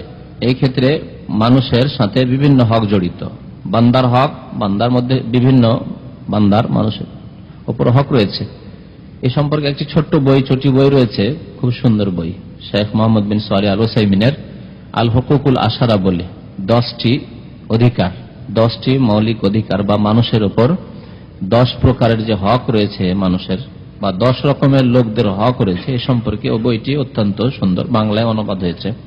বইটি সংগ্রহ করার চেষ্টা করবেন, যাতে প্রথম আল্লাহর হকের কথা বলা হয়েছে, তারপরে বান্দার হকদের মধ্যে মাতা পিতার হকের কথা বলা হয়েছে, স্বামী স্ত্রীর হকের কথা বলা হয়েছে, ছেলে মেয়েদের হকের কথা বলা হয়েছে, প্রজাদের হকের কথা বলা হয়েছে, রাষ্ট্রনেতার হকের কথা বলা হয়েছে, পাড়া প্রতিবেশীর হকের কথা বলা হয়েছে, তারপরে মুসলিম ভাইদের হকের কথা বলা হয়েছে, অমুসলিমদের হকের কথা বলা হয়েছে। এই করে 10টি হক, রসুলের হক যেটা বলা হয়, আল্লাহর পরে রসুলের হক, এই দিয়ে 10টি হয়ে যাচ্ছে। আল্লাহর হকের পরে রাসূলুল্লাহ সাল্লাল্লাহু আলাইহি ওয়াসাল্লামের হক। এই জন্য আমরা কালেমায় 2টি শাহাদাত দিয়েছি। গত সপ্তাহে 2 শাহাদাতের কথা মনে হয় বলা হয়েছিল, লা ইলাহা ইল্লাল্লাহ মুহাম্মাদুর রাসূলুল্লাহ, আল্লাহ ছাড়া কেউ সত্য মাবুদ নেই, এই হচ্ছে প্রথম শাহাদাত। আর দ্বিতীয় শাহাদাত হচ্ছে মুহাম্মদ সাল্লাল্লাহু আলাইহি ওয়াসাল্লাম আল্লাহর রাসূল, ওয়া আশহাদু আন্না মুহাম্মাদান আবদুহু ওয়া রাসূলুহু, বা রাসূলুল্লাহ, আল্লাহর রাসূল।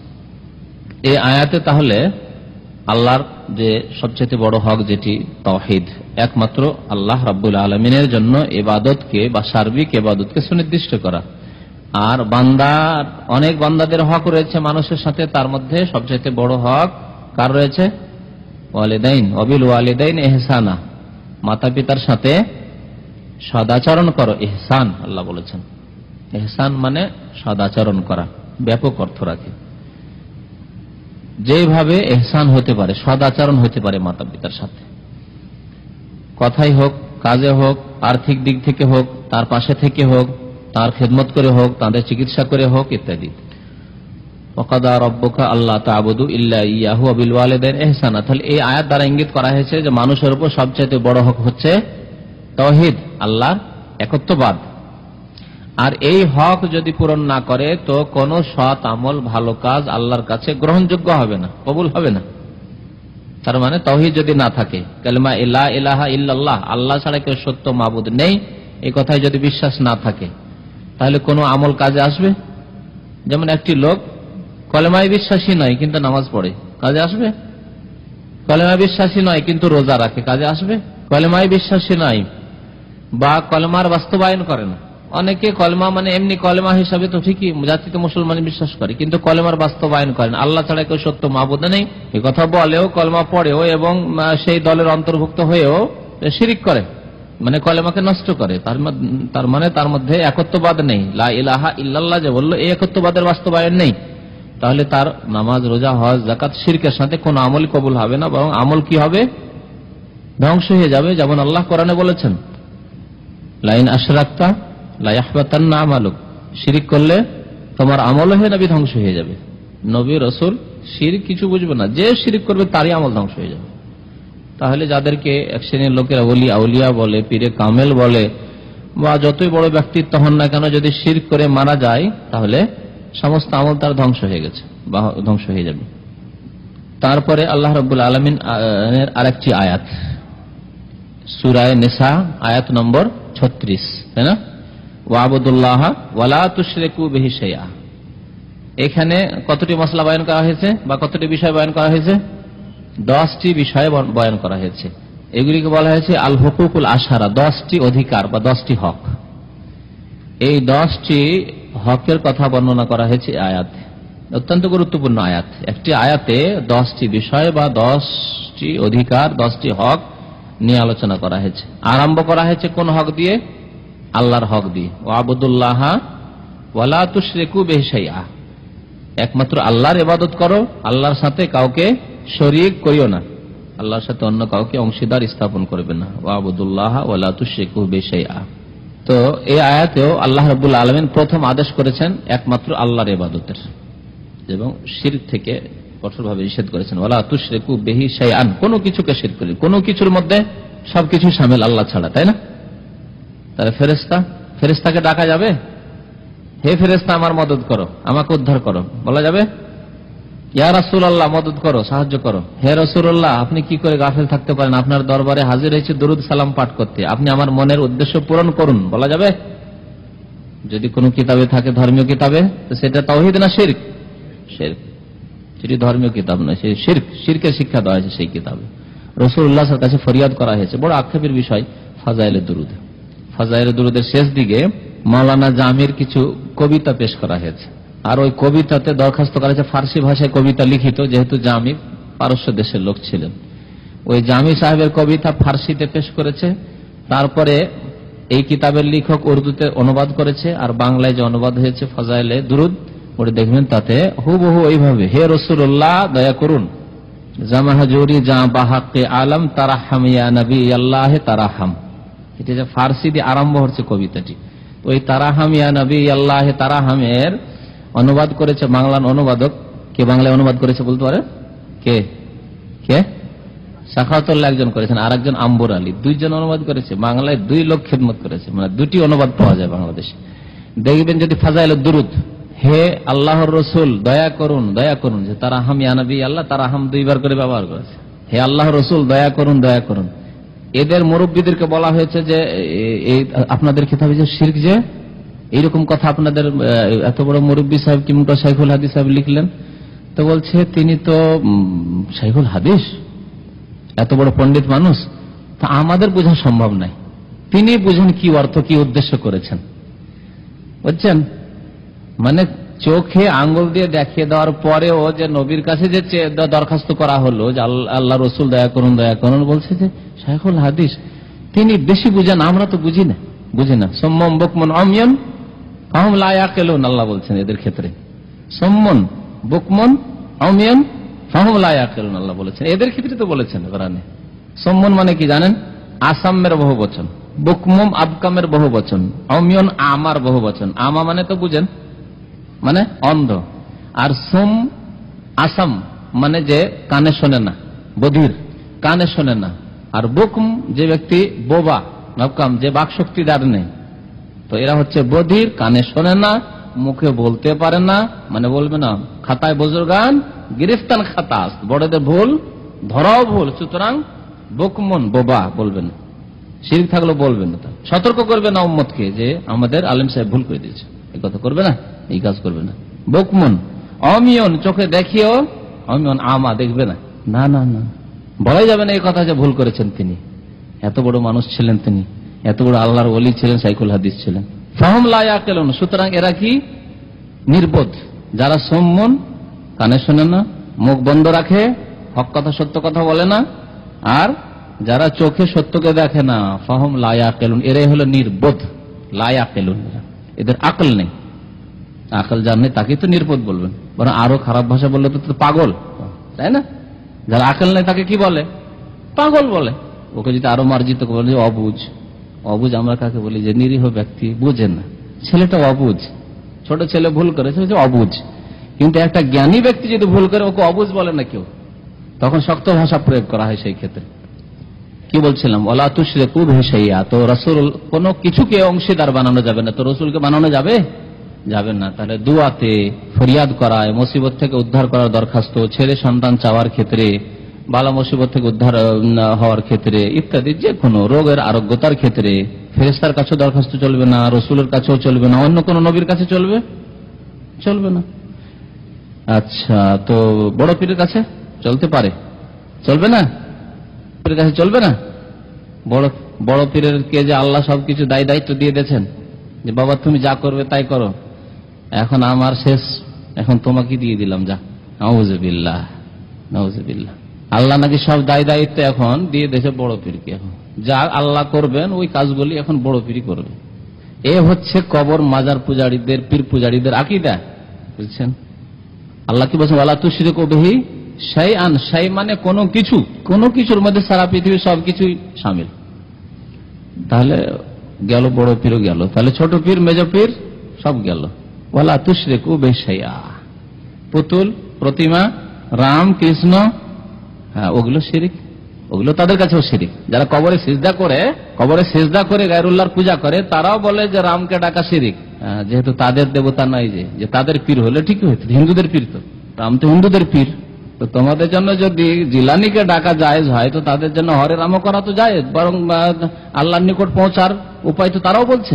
যখন ওহদের যুদ্ধে মুসলমানরা ক্ষতিগ্রস্ত হয়, তখন কাফেররা বড় খুশি হয়েছিল আর বলেছিল যে উজ্জা দেবী আমাদের আজকে নেমে এসছে, মানে উজ্জা দেবীর সাহায্য নেমে এসছে, উজ্জা থেকে ইজ্জত, উজ্জা দেবী আজকে আমাদেরকে সম্মানিত করেছে। আবু সুফিয়ান তখন কুফরি অবস্থায় ছিল, খালিদ বিন ওয়ালিদ কুফরি অবস্থায় ছিল। তারা বলেছিল, এই স্লোগান দিয়েছিল, লানাল উজ্জা ওয়ালা উজ্জা লাকুম। হে মুহাম্মদ, হে মুসলমান, তোমাদের উজ্জা দেবী নেই, আমাদের উজ্জা দেবী আছে, তাই আজকে আমরা সম্মানিত হয়েছি। উজ্জা বলার কারণে তারা কি হয়েছে? মুশরিক হয়নি? মক্কার এরা কুরাইশরা মুশরিক ছিল না? ছিল না। শেষ রাসূলকে পাঠিয়েছেন তাদের জন্য বিশেষ করে, মানে প্রথম সম্বোধন তাদেরকে, লা ইলাহা ইল্লাল্লাহ তুফলিহু, বলো আল্লাহ ছাড়া কেউ সত্য মাবুদ নেই, তাহলে মুক্তি পাবে। এই আওয়াজ প্রথম এই মক্কার মুশরিকদের কানে পৌঁছেছিল, যারা বলেছিল উজ্জা দেবী আমাদেরকে সম্মানিত করেছে। তো তারা যদি মুশরিক হইল শিরিক করে, হিন্দুরা হরে রাম হরে কৃষ্ণ করে সেই মুশরিক হইল, আর ইয়া আব্দুল কাদের জিলানী শাইয়ান লিল্লাহ, হে আব্দুল কাদের জিলানী আল্লাহর ওয়াস্তে কিছু দেন, ইয়া গাউসুল আজম মাদাদ, হে মহান উদ্ধারকারী বড় পীর সাহেব মদত করুন, বলে মুসলমান। মক্কার কুরাইশ কাফেরদের শিরিক, আর হিন্দুদের হরে রাম হরে কৃষ্ণ শিরিক, আর ইয়া গাউসুল আজম মাদাদের শিরিক, আর ইয়া রাসূলুল্লাহ মাদাদের শিরিক, ইয়া খাজা মঈনুদ্দিন চিশতি গরিব নওয়াজ এদের শিরিক। এই তিন শিরিকে কোনো তফাৎ আছে? নিজের সুস্থ বিবেকে চিন্তা করতে শিখেন যে এই তিন প্রকারের শিরকে কোনো তফাৎ নেই। যেমন কোরআনের ভাষায় মক্কার কুরাইশদেরকে বলা হয়েছে লাম ইয়াকুনিল্লাযীনা কাফারু মিন আহলিল কিতাবি ওয়াল মুশরিকিন, তাদেরকে আল্লাহ কাফের বলে সূরা কাফিরুন, একটি সূরার নামই হচ্ছে কাফিরুন। কুল ইয়া আইয়ুহাল কাফিরুন, কাদেরকে কাফিরুন বলে সম্বোধন করা হয়েছিল বলেন দেখি?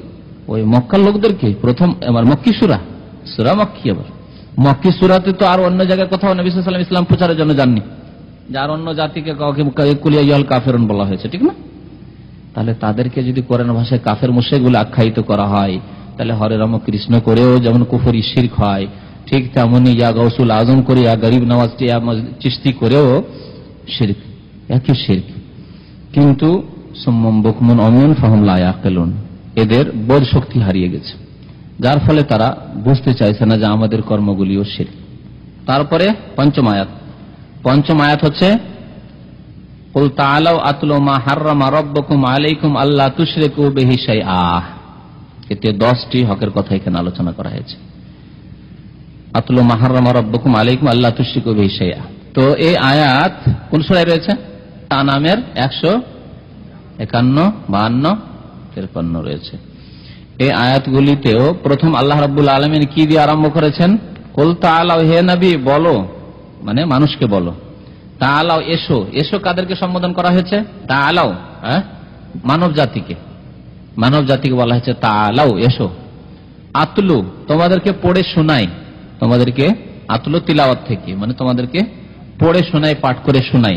মা হাররামা রাব্বুকুম আলাইকুম, তোমাদের উপর তোমাদের পালনকর্তা যা কিছু হারাম করেছেন তা পড়ে শোনাই। যা আল্লাহ তোমাদের রব হারাম করেছেন তা তোমাদের কাছে পাঠ করে শোনায়, যা কোরআনের এই আয়াতে রয়েছে।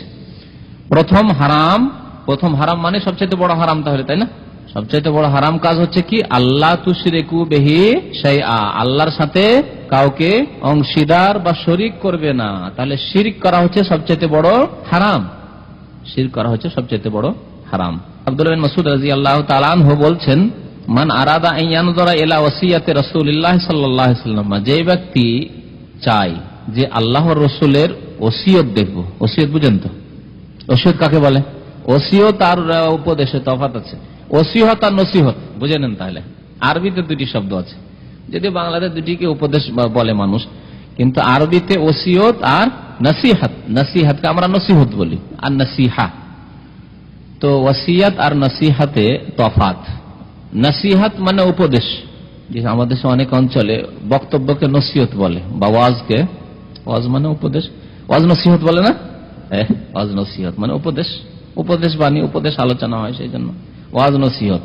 ইন্তেকালের পূর্ব মুহূর্তে আত্মীয় স্বজনকে, আপনজনকে অথবা অন্য কাউকে, বিশেষ করে ওসিয়ত আত্মীয় স্বজনকে করে মানুষ, আপনজনকে, স্ত্রী, ছেলে মেয়ে বা আত্মীয় স্বজন বা যারা ঘনিষ্ঠ ব্যক্তি তাদেরকে।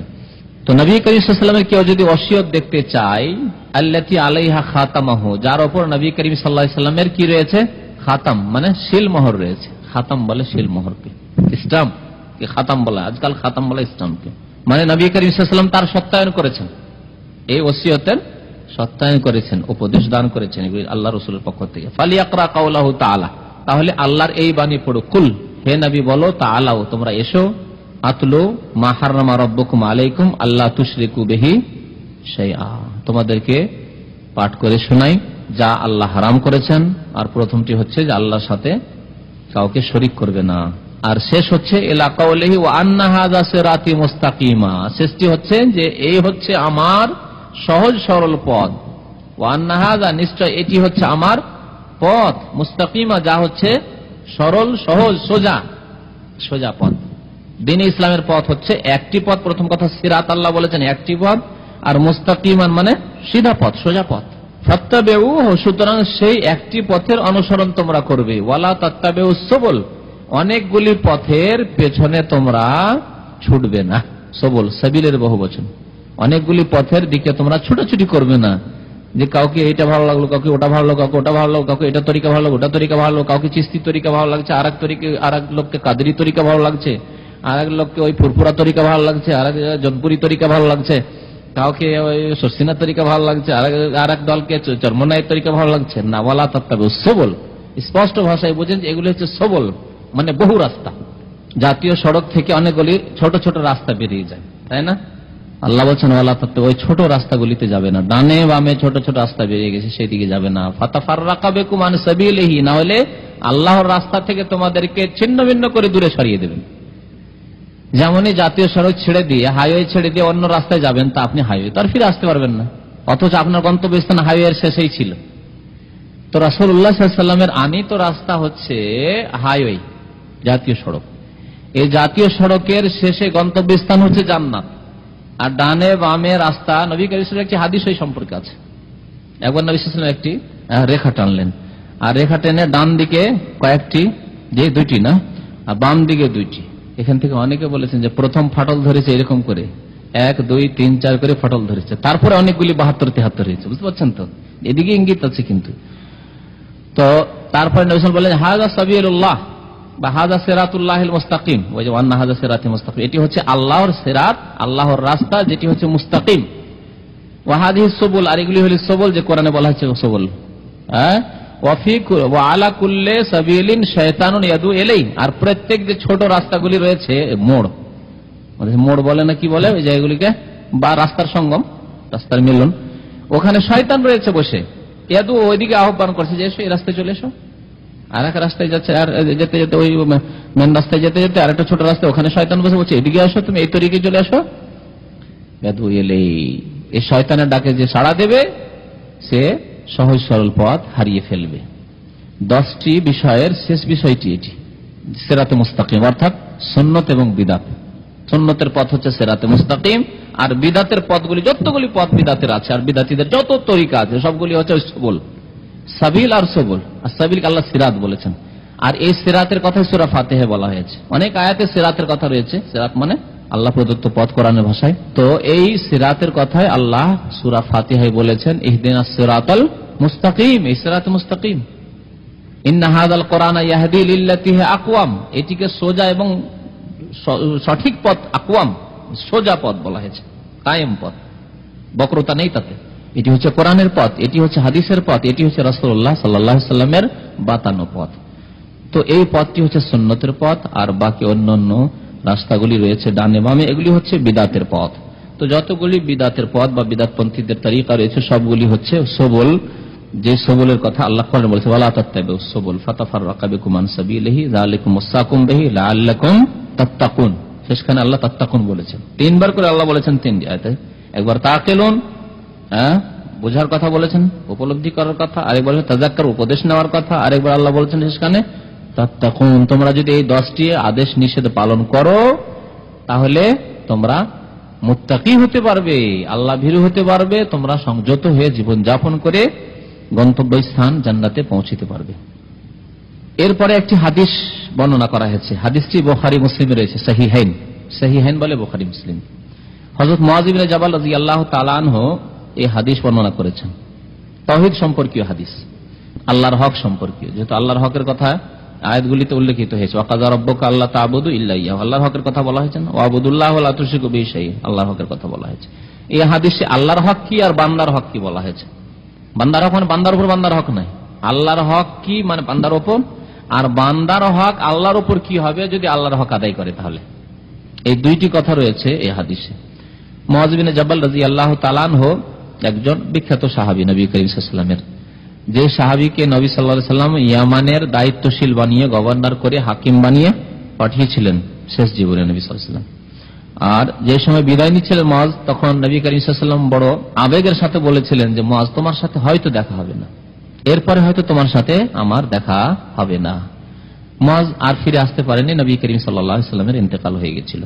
মুআয ইবনে জাবাল রাদিয়াল্লাহু তাআলা আনহু থেকে বর্ণিত, কুনতু রাদিফান নবী সাল্লাল্লাহু আলাইহি ওয়াসাল্লাম আলা হিমার, আমি নবী সাল্লাল্লাহু আলাইহি ওয়াসাল্লামের সাথে গাধার পিঠে পেছনে চেপেছিলাম।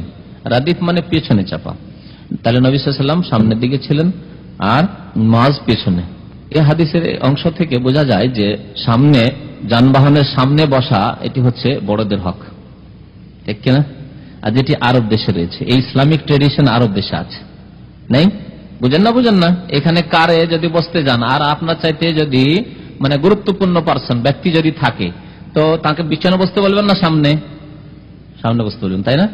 আর যারা তার চাইতে ছোট মান মর্যাদার দিক দিয়ে, ইজ্জতের দিক দিয়ে অথবা বয়সের দিক দিয়ে, তাদেরকে পেছনে বসানো হয়। ইসলামিক তরিকা দেখেন, নবী সাল্লাল্লাহু আলাইহি ওয়াসাল্লাম সামনে বসে আছেন আর মুআয বিন জাবাল কোথায়?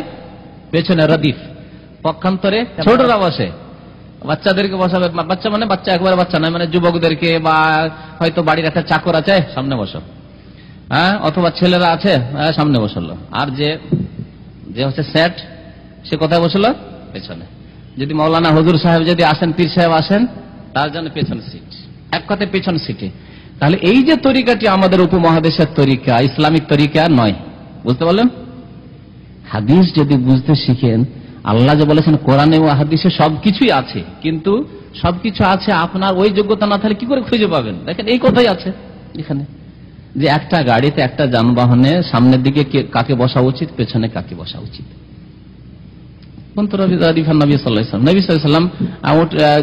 গাধার পিঠে মুআযকে সামনের দিকে বসালেন না, সামনের দিকে বসে। তাহলে দেখেন সৌদি আরব এই ক্ষেত্রেও ইসলাম আছে, সৌদি আরবে এই ক্ষেত্রেও ইসলাম আছে, না? যে এইটুকু কুনতু রাদিফান নবী সাল্লাল্লাহু আলাইহি ওয়াসাল্লাম থেকে আমরা জানতে পারলাম যে যানবাহনে যোগ্যতম ব্যক্তিকে সামনের দিকে বসানো উচিত। বলছি না যে নাজায়েজ আর জায়েজ, কিন্তু উত্তম অনুত্তম তো অবশ্যই, ঠিক কিনা বলেন? ফাকাল আলী ইয়া মুআয, নবী সাল্লাল্লাহু আলাইহি ওয়াসাল্লাম বললেন মুআযকে, হযরত মুআয বলছেন যে আমাকে আল্লাহ রাসূল বললেন, হে মুআয, আতাদরি, তুমি জানো কি, মা হাক্কুল্লাহি আলাল ইবাদ ওয়া মা হাক্কুল ইবাদি আলাল্লাহ, বান্দার উপর আল্লাহর হক কি আর বান্দার হক আল্লাহর উপর কি? আচ্ছা, এই যে তরিকায় জিজ্ঞেস করলেন নবী করিম সাল্লাল্লাহু আলাইহি ওয়াসাল্লাম, এরকম জিজ্ঞাসা না করে যদি সোজাসুজি বলে দিতেন যে আল্লাহর হক হচ্ছে বান্দার উপর এই, আর বান্দার হক হচ্ছে আল্লাহর উপর এই, তাহলে তো হইতো। কিন্তু এই যে জিজ্ঞাসা, তুমি জানো কি, দুটো তো পার্থক্য কি? যে বচনের ভঙ্গিমা, দুটি ভঙ্গিমা, একটা হচ্ছে সোজাসুজি বয়ান করে দাও, বর্ণনা করে দাও, জিজ্ঞাসা না করে, আর একটা হচ্ছে তার সময়ও লাগছে জিজ্ঞেস করাতে, জানো কি? সে বলবে জানি বা জানি না, তারপরে আপনি বলবেন। আর এ তো সোজা বলে দিলেন, সংক্ষেপে শর্টকাটে হয়ে গেল। কিন্তু তা না করে নবী করিম সাল্লাল্লাহু আলাইহি ওয়াসাল্লাম অনেক সময় এই রকমের ভঙ্গিমা অবলম্বন করেছেন। তোমরা জানো কি? সাহাবারা হয়তো বললেন কল্পনা জল্পনা করে, আর না হলে বললেন না, বলে আল্লাহ ওয়া রাসূলুহু আলাম। তারপরে নবী সাল্লাল্লাহু আলাইহি ওয়াসাল্লাম উত্তর দিলেন। এটা অনেক ক্ষেত্রে করেছেন নবী সাল্লাল্লাহু আলাইহি ওয়াসাল্লাম। কেন? কি হিকমত রয়েছে, রহস্য কি?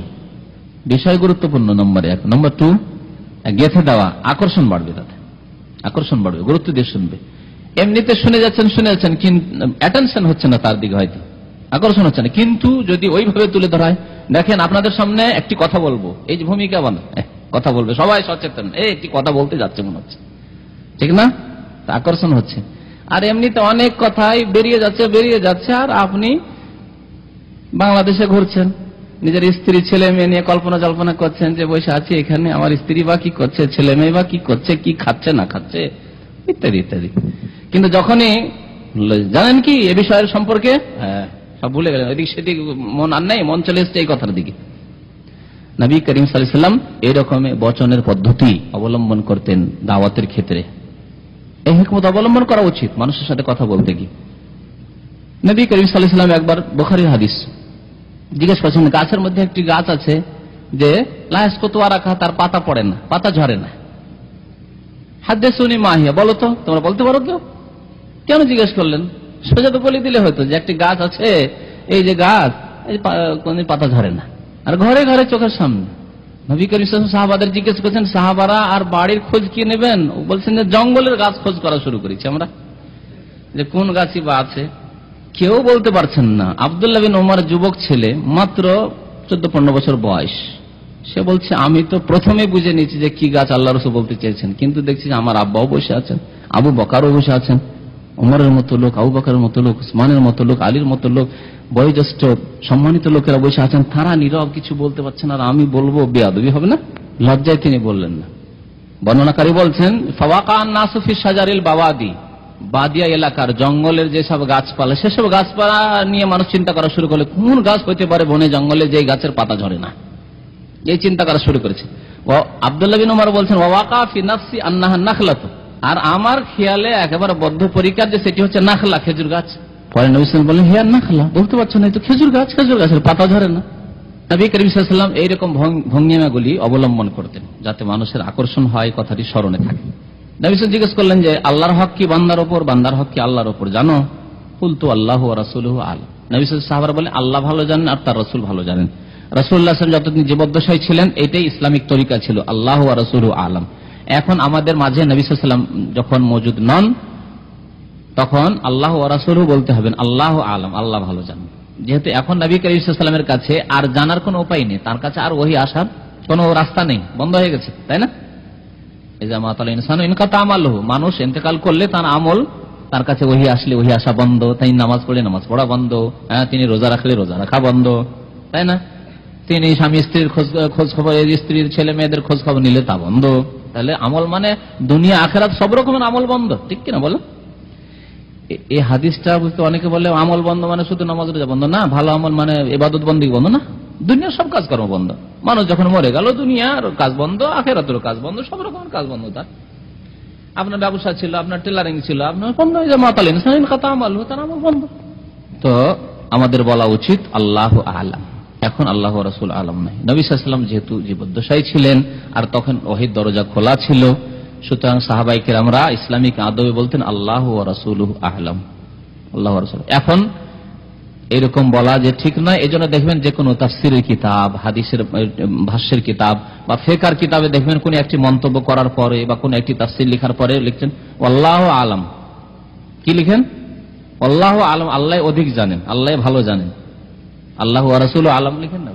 তাহলে সাহাবারা জবাব দিলেন না, যেহেতু সাহাবারা কাল্পনিক জবাব দেওয়া মানে খেয়াল খুশি জবাব দেওয়ার কি প্রয়োজন? নবী সাল্লাল্লাহু আলাইহি ওয়াসাল্লাম আমাদের মাঝে রয়েছেন, তারপরে আল্লাহর হক কি বান্দার হক, এটি হচ্ছে ইসলামিক ব্যাপার। আর ইসলামের ব্যাপারে তাহলে নিজের পক্ষ থেকে কথা বলা ঠিক নাই, যতক্ষণ সম্যক জ্ঞান না থাকে ইসলাম সম্পর্কে বা ইসলামের কোন মাসলা সম্পর্কে, সে সম্পর্কে মন্তব্য করা জায়েজ নাই, মোটেই না, বরং কাবীরা গুনাহ। ওয়া আন তাকুলু আলাল্লাহি মা লা তা'লামুন, আল্লাহ একটি আয়াতে বলছেন যে আল্লাহ সম্পর্কে, আল্লাহর বিধান সম্পর্কে যার জ্ঞান নেই সে সম্পর্কে বলা হচ্ছে বড় কাবীরা গুনাহ, কাবীরা গুনাহ। তাহলে না জেনে ফতোয়া দেওয়া, না জেনে প্রশ্নের উত্তর দেওয়া ধর্মীয় ক্ষেত্রে হচ্ছে ওয়া আন তাকুলু আলাল্লাহি মা লা তা'লামুন, আল্লাহ সম্পর্কে, আল্লাহর দ্বীন সম্পর্কে না জেনে কথা বলা, আর তা হচ্ছে বড় কাবীরা গুনাহ। শিরকের সাথে শামিল করে আল্লাহ রাব্বুল আলামিন কোরআনে বর্ণনা করেছেন, ওয়া আন তুশরিকু বিল্লাহি মা লাম ইউনাজ্জিল বিহি সুলতান ওয়া আন তাকুলু আলাল্লাহি মা লা তা'লামুন। শিরক আর না জেনে ধর্ম সম্পর্কে, দ্বীন সম্পর্কে কথা বলা। আমার দেশের অনেকেই এরকম না জেনে কথা বলে, না জেনে ফতোয়াবাজি করে, না জেনে মন্তব্য করে। একটা জিনিস জায়েজ না জায়েজ খেয়াল খুশি বলে আমার মতে জায়েজ, আর একজন বলছেন না আমার মতে ঠিক নয়, বুঝলেন, আর একজন আমার মতে এটা মাকরুহ। যখন বিড়ি সিগারেট জর্দার মশলা উঠে একজন বলছে যে এটা আমার মতে মাকরুহ, আর একজন বলছে যে অসুবিধা কি, জায়েজ তো, আমাদের হুজুররা খাচ্ছে তো আমার মতে জায়েজ, হুজুররা খাচ্ছে জর্দা খাচ্ছে সেজন্য আমার মতে জায়েজ হয়ে গেল। আর একজন বলছে আমার মতে হারাম, খেয়াল খুশি, অথচ কারো এলেম নেই। এলেম নেই তো জবাব দেওয়ার হক নেই, আপনার অধিকার নেই। এলেম যদি না থাকে ইসলাম সম্পর্কে, ইসলামের বিধিবিধান শরীয়ত সম্পর্কে, দলিল সম্পর্কে, তাহলে আপনার ফতোয়া দেওয়ার হক নেই। ফাসআলু আহলা যিকরি ইন কুনতুম লা তা'লামুন, আল্লাহ বলছেন যে যারা জ্ঞানী, কোরআন সুন্নাহ সম্পর্কে জ্ঞান রাখে, দলিল, তাকে জিজ্ঞেস করে নাও যদি জানা না থাকে। আল্লাহ দলিল সহ বলেছেন আবার বিল বাইয়িনাত ওয়াজ জুবুর, দলিল প্রমাণ সহ জিজ্ঞেস, মানে যার কাছে দলিল আছে তার কাছে জানো। এমন নাই যে রাস্তায় একজনকে পেলাম তার কাছে জেনে নিলাম। আমরা দুনিয়ার ক্ষেত্রে কাজ করি না।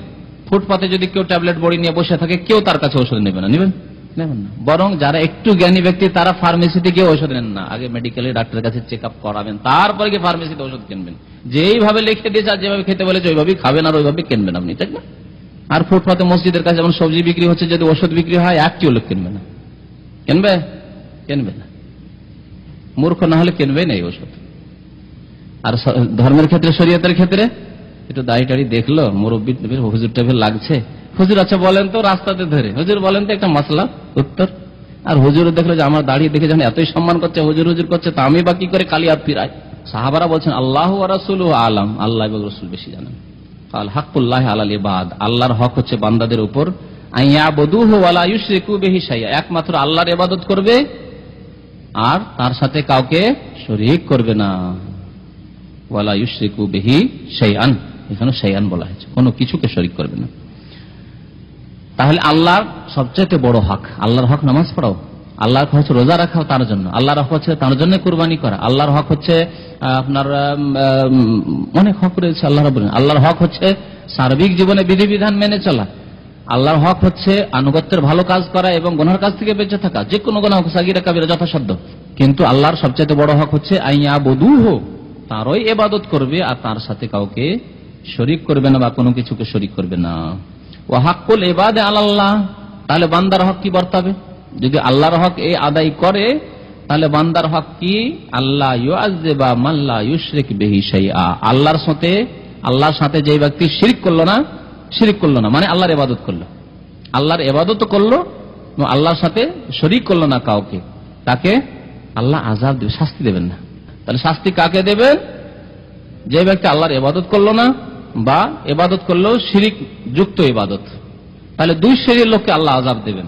যারা ইবাদতের জন্য যেহেতু আল্লাহ সৃষ্টি করেছেন, যারা ইবাদত করলো না, যেমন অনেক লোক আছে যারা শিরক করে না কিন্তু ইবাদত করে না, বেনামাজি মুসলমান, নামাজ পড়ে না কিন্তু মাজারও যায় না, পুতুল প্রতিমা দেবী দেবতার কাছেও যায় না, কোনোদিন শিরকও করে না, উরুসের মেলাও যায় না, কিন্তু নামাজও পড়ে না, তাহলে আল্লাহর ইবাদত করে না, তাহলে আযাবের মুস্তাহিক তো, যেহেতু আল্লাহ ইবাদতের জন্য সৃষ্টি করেছেন। আর আসলে যারা ইবাদত আল্লাহর করে না তারা নিজের হাওয়ার ইবাদত করে, মানে প্রবৃত্তির ইবাদত করে। আফারাআইতা মান ইত্তাখাযা ইলাহাহু হাওয়াহু, সূরা আনকাবুত। তুমি দেখেছো কি যারা নিজের হাওয়াকে মানে প্রবৃত্তির কি করে? পূজা করে। মান ইত্তাবা ইলাহাহু হাওয়াহু, তো তার ইলাহ বানিয়ে নিয়েছে কাকে? হাওয়াকে, প্রবৃত্তিকে। খেয়াল খুশি যেটা ভালো লাগছে সেটা করছে সে, তাই এটা মনের পূজা, সেই জন্য এটাও শিরক। আল্লাহর ইবাদত না করাও শিরকের অন্তর্গত, সে হাওয়ার পূজা করলো, প্রবৃত্তির পূজা করলো। ইত্তাখাযা ইলাহু হাওয়াহু আইয়াবুদুহু ওয়া লা ইউশরিকু বিহি শাইআ। ওয়া হাক্কুল ইবাদ, বান্দার হক হচ্ছে যে আল্লাহ আযাব দেবেন না, আল্লাহ ইউআযযিবা, আযাব দেবেন না, মান লা ইউশরিকু বিহি শাইআ, আল্লাহর সাথে যে ব্যক্তি শিরক করেনি তাকে আল্লাহ আযাব দেবেন না। শিরক করেনি, আল্লাহর ইবাদত করেছে, ইতিবাচক নেতিবাচক দুটোই লাগবে, নেগেটিভ পজিটিভ দুটোই লাগবে। ইসলাম হচ্ছে দুটো জিনিসের নাম, হ্যাঁ এবং না, লা ইলাহা না, আর ইল্লাল্লাহ হ্যাঁ। কলমাতেই এই দুটো জিনিস রয়েছে, নেগেটিভ পজিটিভ। ইল্লাল্লাহ মানে আল্লাহর ইবাদত করতে হবে, আল্লাহ ছাড়া অন্যের ইবাদত করতে হবে না, তাহলে ইবাদত করতে হবে, শিরক করতে হবে না, তাকে আল্লাহ আযাব দেবেন না। কালেমা লা ইলাহা ইল্লাল্লাহটা যদি মুসলিম জাতি সঠিকভাবে বুঝে যেত তো বেনামাজি হতে পারতো না। মুসলিম জাতি কালেমা লা ইলাহা ইল্লাল্লাহ সঠিকভাবে বুঝে যেত তো কোন রকমের শিরক করতে পারতো না। লা ইলাহা ইল্লাল্লাহর অর্থের মধ্যে সবকিছুই রয়েছে, কিন্তু লা ইলাহা ইল্লাল্লাহ অর্থ না বুঝে আমরা পড়ি, অর্থ না বুঝে আমাদের এক শ্রেণীর লোকেরা জিকির করি, অর্থ না বুঝে শুধু লা ইলাহা ইল্লাল্লাহর ফজিলত বয়ান করি আমরা, মান ক্বালা লা ইলাহা ইল্লাল্লাহ দাখালাল জান্নাহ, ঠিক না? কিন্তু অর্থ বুঝি না, যার ফলে লা ইলাহা ইল্লাল্লাহর প্রভাব আমাদের জীবনে পাওয়া যায় না। এর যে একটা প্রভাব হওয়া উচিত মানুষের জীবনে বা জীবনের প্রতিটি দিকে, তা নেই। সাহাবী মুআয বিন জাবাল বলছেন যে ইয়া রাসূলুল্লাহ, আল্লাহ রাসূল, আফালা উবাশশিরুন নাস, তাহলে মানুষকে কি এই সুসংবাদ শুনিয়ে দেবো? ভালো সুসংবাদ যে আল্লাহর ইবাদত করবে আর শিরিক করবে না, তাকে আল্লাহ আযাব দেবেন না, মানে তার জন্য জাহান্নাম নয়, তাকে আল্লাহ জান্নাত দিবেন, কবরে আযাব দেবেন না আল্লাহ। আচ্ছা, ইবাদতের অর্থ এখানে বোঝার চেষ্টা করবেন। আবার এইভাবে আলোচনা করে যদি চলে যায় তো ভাববেন যে তাহলে তো নামাজ টামাজ পড়ে যদি মদও খাই আর জুয়াও খেলি আর ব্যভিচারও করি তো কি আল্লাহ আযাব দেবেন না? তো ইবাদত মানে আগে বলেছি জন্য বলবেন না আবার ইবাদত নেগেটিভ পজিটিভ।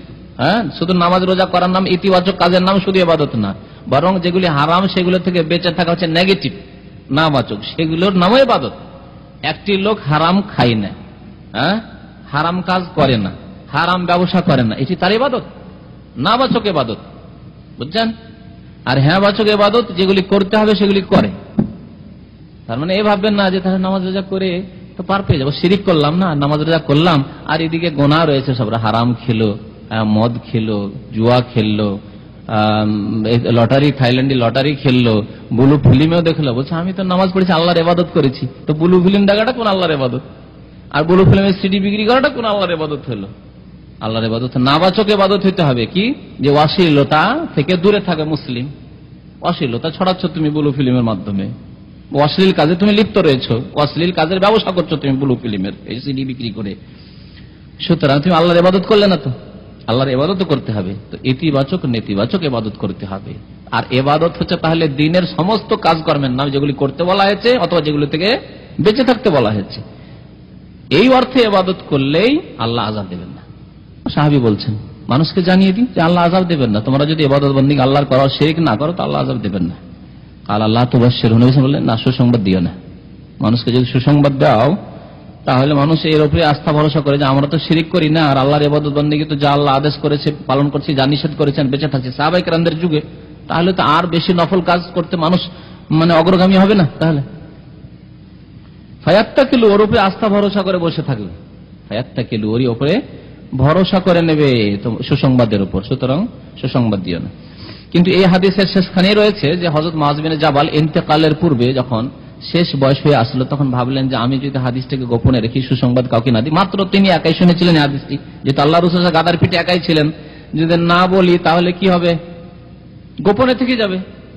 এই ব্যাপারটি যে বান্দার হক আর আল্লাহর হকের, এই হাদিসটি গোপনে থেকে যাবে, মানুষ জানতে পারবে না, আর উম্মতকে পৌঁছে দিতে হবে আল্লাহ রাসূলের কথা। তো এই রাসূলের কথা যে গোপনে থেকে যাবে, তাই আখবারা মুআযুন ইনদা মাউতিহি তাআসসুমান, এই হাদিসের শেষ অংশ রয়েছে, এই কিতাবে হয়তো নেই, অন্য হাদিসে বাড়তি রয়েছে। আখবারা মুআযুন, মুআয রাদিয়াল্লাহু তাআলা আনহু নিজের আত্মীয়স্বজনদেরকে বা সাহাবীদেরকে জানিয়ে দিয়েছিলেন ইনদা মাউতিহি, তার ইন্তেকালের মুহূর্তে, তাআসসুমান, গুনাহ মুক্ত হওয়ার জন্য, যাতে করে আল্লাহ না ধরে নেয় যে তুমি গোপনে কেন রেখেছিলে বিদ্যাকে, আল্লাহ রাসূলের একটি জ্ঞানকে জেনে তুমি গোপনে কেন রেখেছিলে। সেই জন্য তিনি মরার পূর্ব মুহূর্তে মানুষকে জানিয়ে দিয়েছিলেন যে দেখো আল্লাহর হক হচ্ছে এই আর বান্দার হক হচ্ছে এই, আর এই কথা নবী সাল্লাল্লাহু আলাইহি ওয়াসাল্লাম আমাকে এই হাদিসে বলেছেন, এই সময়ে এই হাদিসটি শুনিয়ে দিয়েছিলেন। তারপরে বর্ণনাকারী এই হাদিস বর্ণনা করেছেন, নাহলে আমাদের কাছে কি করে এই হাদিস পৌঁছিত? যদি তিনি না শোনাতেন তাহলে আমাদের কাছে কি করে পৌঁছিত? হাদিসের কিতাবে এই হাদিসটি আসতো কি করে? ওয়া সাল্লাল্লাহু আলা নবিয়িনা মুহাম্মদ ওয়া আলা আলিহি ওয়া সাহবিহি আজমাইন।